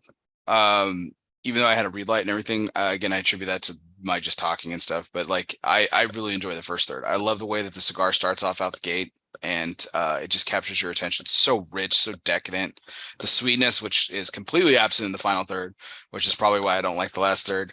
I think at this point, the next few I smoke, I'll just probably ditch it at the first two thirds, because I enjoy those. Like I said, but the first third is definitely my favorite. What about you? I'm kind of leaning towards the second third, because the first third was really good. To me, it's like building up. It's like the rhythm is starting of the song, right? Mm-hmm. And the second third is where it all just came together. And what really did it for me was I really liked that what I was calling the espresso bean, the chocolate covered espresso bean it was fantastic. I love that flavor in any cigar. Mm-hmm. So when I got to that, I was like, oh man, this is awesome. This is perfect. So to me, I like the second third more. It was just because of that extra note that I got with that. It would just seem like all the other notes that we got in the cigar were real harmonious. It was really, really a pleasant to smoke. So to me, the second third was my favorite one, but the first third was banging too. I loved it. Really loved it. Nice. Sweet dude. So I think we covered that pretty good. So if you're watching this on YouTube after our live event here, please like, comment, and subscribe. And on that note, we'll see you next time. All right, we're done with that. All right, well, let's wrap up the Elos Fumar takes. Take 252. We did a live review of the Tatuaje Avion 13 Tuxtla. which Ben and I just gave the final scores. I gave it an 89 and Ben gave it a 90. Both you and I agree on this. It's our favorite Tuxtla. I think the T110 is probably my least favorite of the three. This isn't taking into account, by the way, the Loma de Cerdo, which the quote unquote pork tenderloin one, which was released earlier this year. And I'm talking about the original three. So yeah, so the same here. What I mentioned, I'm talking about the original three as well. Yeah, I thought they're all three were really good. To me, the Avion's just the pinnacle of all of them. You know, probably because it's just more, to me, it's more balanced. It's, you know, has more nuances to it, and it's just I enjoy the smoking of that one a lot more than I did the other two. You know, but not saying that those weren't great too, because I thought they were fantastic as well. I was so happy because we actually knew about this coming out way before it came out. We had to keep quiet about it. Yeah, and I was so looking forward to when these finally hit the shelf, because I wanted to try these so bad. I want to see what Pete could do with this tobacco. It worked out. definitely. I would say that it worked out well. Yeah, Coop broke the story on it last year. We worked with Pete on it. It was really great. When he released it and everything. I just, for point of reference, I bought 2 5-packs of T110. I bought a 5-pack of T110 and a 5-pack of the 7th. So obviously I like the cigar. Just I bought a box of the Avion because I thought it was better. I thought it was superior. But yeah, I'm really excited to see what he does with this wrapper, because I think he's given every kind of intention to show that he's actually going to play with this wrapper some more. And I'm interested to see if maybe he does like a cojete, maybe, or, you know, maybe he does something else with, you know, I don't know what he's going to do with it. I'm excited, but it sounds like he's going to be playing a little bit more with it. So that'll be exciting to see where he takes it next. So I'm excited for it. Yeah, same. I would love to see this in a cojete. That would be freaking awesome. And I think it would be really good in that size too. So that brings us to our curveball segment of the night and question, which our curveball segment is always brought to you by Dunbarton Tobacco and Trust. Fastballs or curveballs, it doesn't matter, because since the company's inception, Steve Sock has been knocking them out of the park. Yes, sir. 8 consecutive years in the consensus top 3. Congratulations to our good friend, Mr. Steve Saka.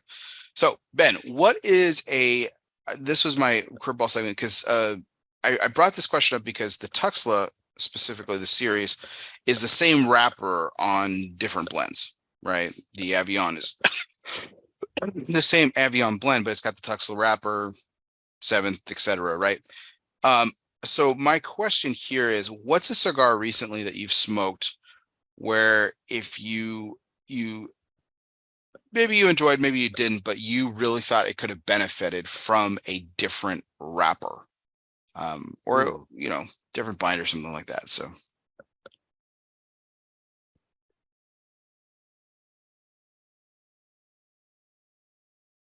that's a tough one. I don't think of what I like specifically using like the Mexican San Andres wrapper. No, just anything. Like you smoked a cigar, you're like, man, this cigar is good, but it would have been better if it had different wrapper, or it would have had better if this component was different of it.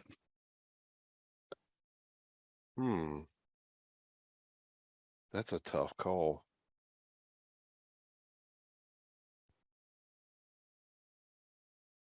I think of what I would.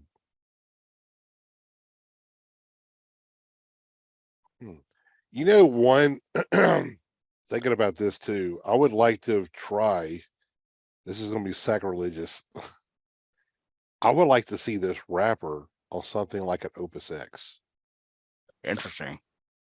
Yeah, it would be so far outside what that cigar is. Oh wow, yeah. And that is sacrilege for you, man. Opus X is that's your cigar, man. That's your baby. I know, but I always think too, like, I wonder what it'd be like if it did it with this or did it with that. You know, I just thought that would be really cool pairing to stick something like the Mexican San Andres with on an Opus X or something, something that uses a slightly milder wrapper, like, Ecuadorian Connecticut, or the Cameroon, whatever. I think it would be kind of interesting, maybe not even a wrapper, but using it as a binder, would be kind of interesting, I think. And the reason I started thinking about that is because we talked about, we did the Aura and the Flint Knoll, how, we were talking about this too, but I was talking about it in my local shop, B&B Tobacconist in Ashville, the guy that owns it, Charlie.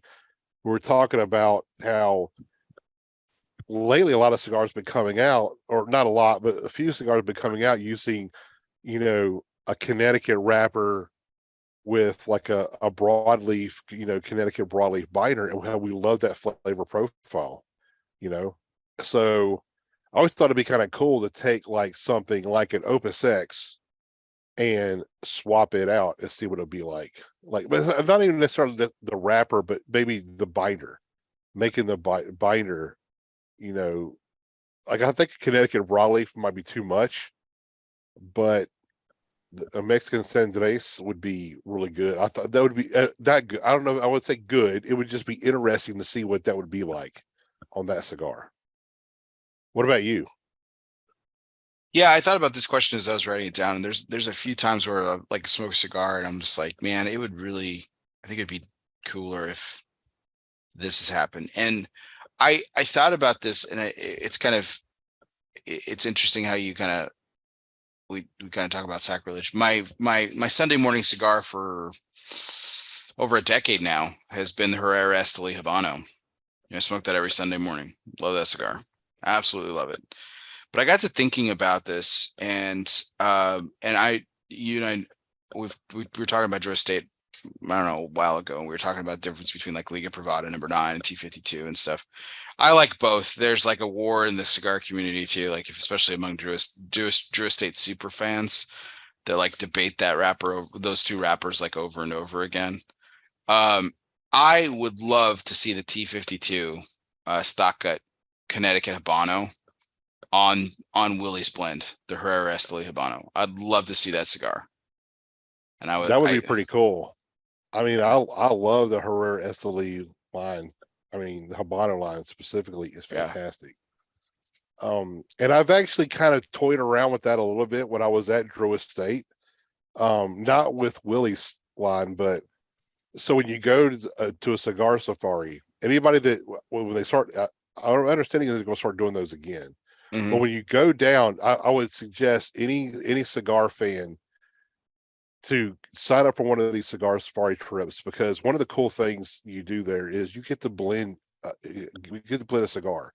They'll give you this sheet where they'll have all their wrappers, all their binders, all their fillers. It's a menu. It's a tobacco menu. And basically you can actually taste the tobaccos. They'll make those little fumas to where you can smoke just that one varietal and know exactly what you're getting out of it. And then you could go in there and say, I want to use this, this, and this.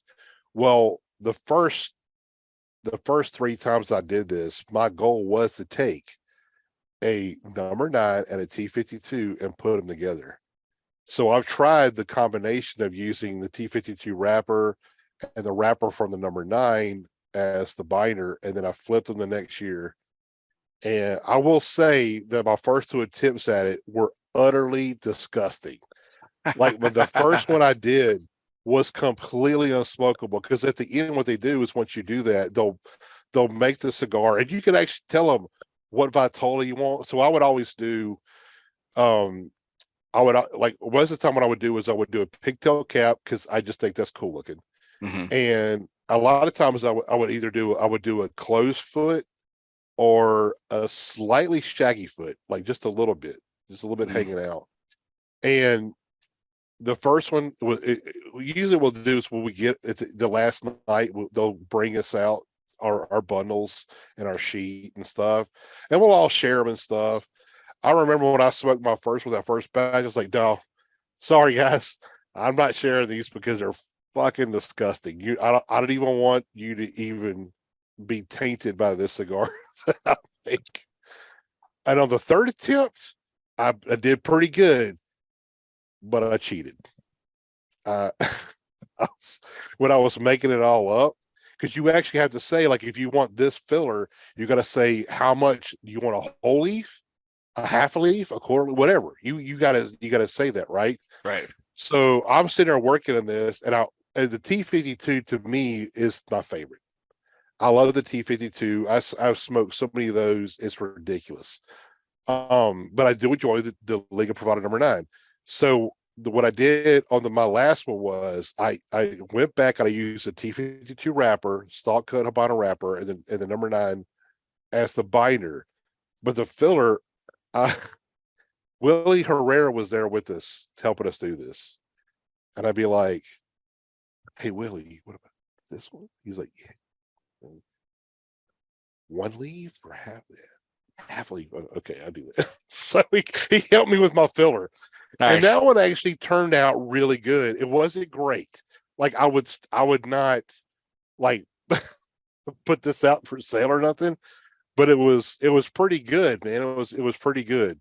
But you talking about that reminded me of that too, because I love those cigars. I always want this. This was also right as Undercrown kind of was coming out.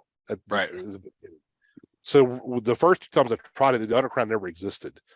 So kind of what I was trying to do was get to something like that, try to bring those two together and see what it'd be like.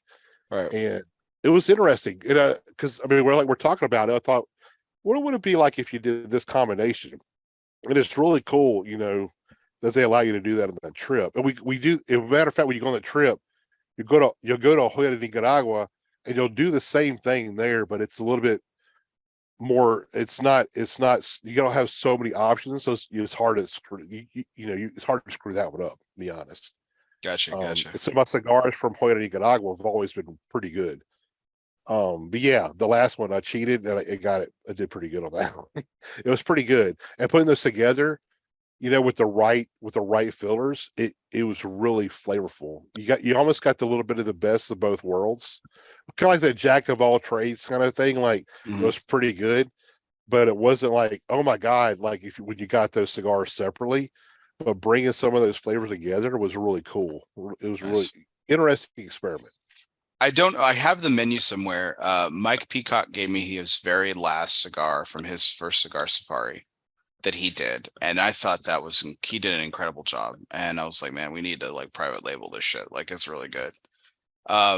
At the time. And then there was another gentleman that was a patron of ours for years. And I haven't seen him unfortunately since COVID and everything, but Jason Ansley was I love that gentleman. What a fine gentleman he is. And he went on cigar safari too. He gave me one of his and he's like, dude, I'm going to tell you right now, dude, he puts this crazy ass combination of tobaccos in there. I mean, that cigar was packed full of tobacco and it was all over the place, man. We're talking about a huge roller coaster ride of just flavor, and it was all over the map. Because of how much tobacco and the different types of tobacco that he used and stuff. It was crazy. It was absolutely insane. I'm not sure I would recommend it. It's definitely not for the team of heart. But it was a fun experience. And that's something like as they open those back up, guys, I mean, what a great opportunity. To go down and to basically create your own cigar. It's a cigar nerd's dream. It really is. Yeah, we've been lucky enough to where we've been able to go to some of the different factories from other companies, and a lot of them will do something similar to that too. Another one I thought of too was the first time I went down to General Cigar was in 2010 at the Dominican factory. We had to kind of do the same thing there, but we could only pick the binder and filler. So I remember when we were trying to make this cigar up, we weren't told to the end, or if they did, I didn't hear it and several other people didn't hear it, but we ended up, I blended like a decently strong cigar. At the end, I found out we're going to use the wrapper for the Macanudo Gold. I was like, holy shit, that's such a delicate light wrapper. And I made this like kind of powerhouse. And matter of fact, Skip Martin from Romacraft, this is pre-Romacraft, was on that trip with me, and he's making his blend up. I know he's we're working with the rollers, the and stuff, and I remember he's sitting behind me, and all I kept hearing was mucho lajero, mucho lajero. He wanted the whole filler to be nothing but lajero. I remember thinking, man, the whole guy's like, no, we can't do that. We can't do that. And he's like, no, mucho lajero. He's like, no, we're not doing that.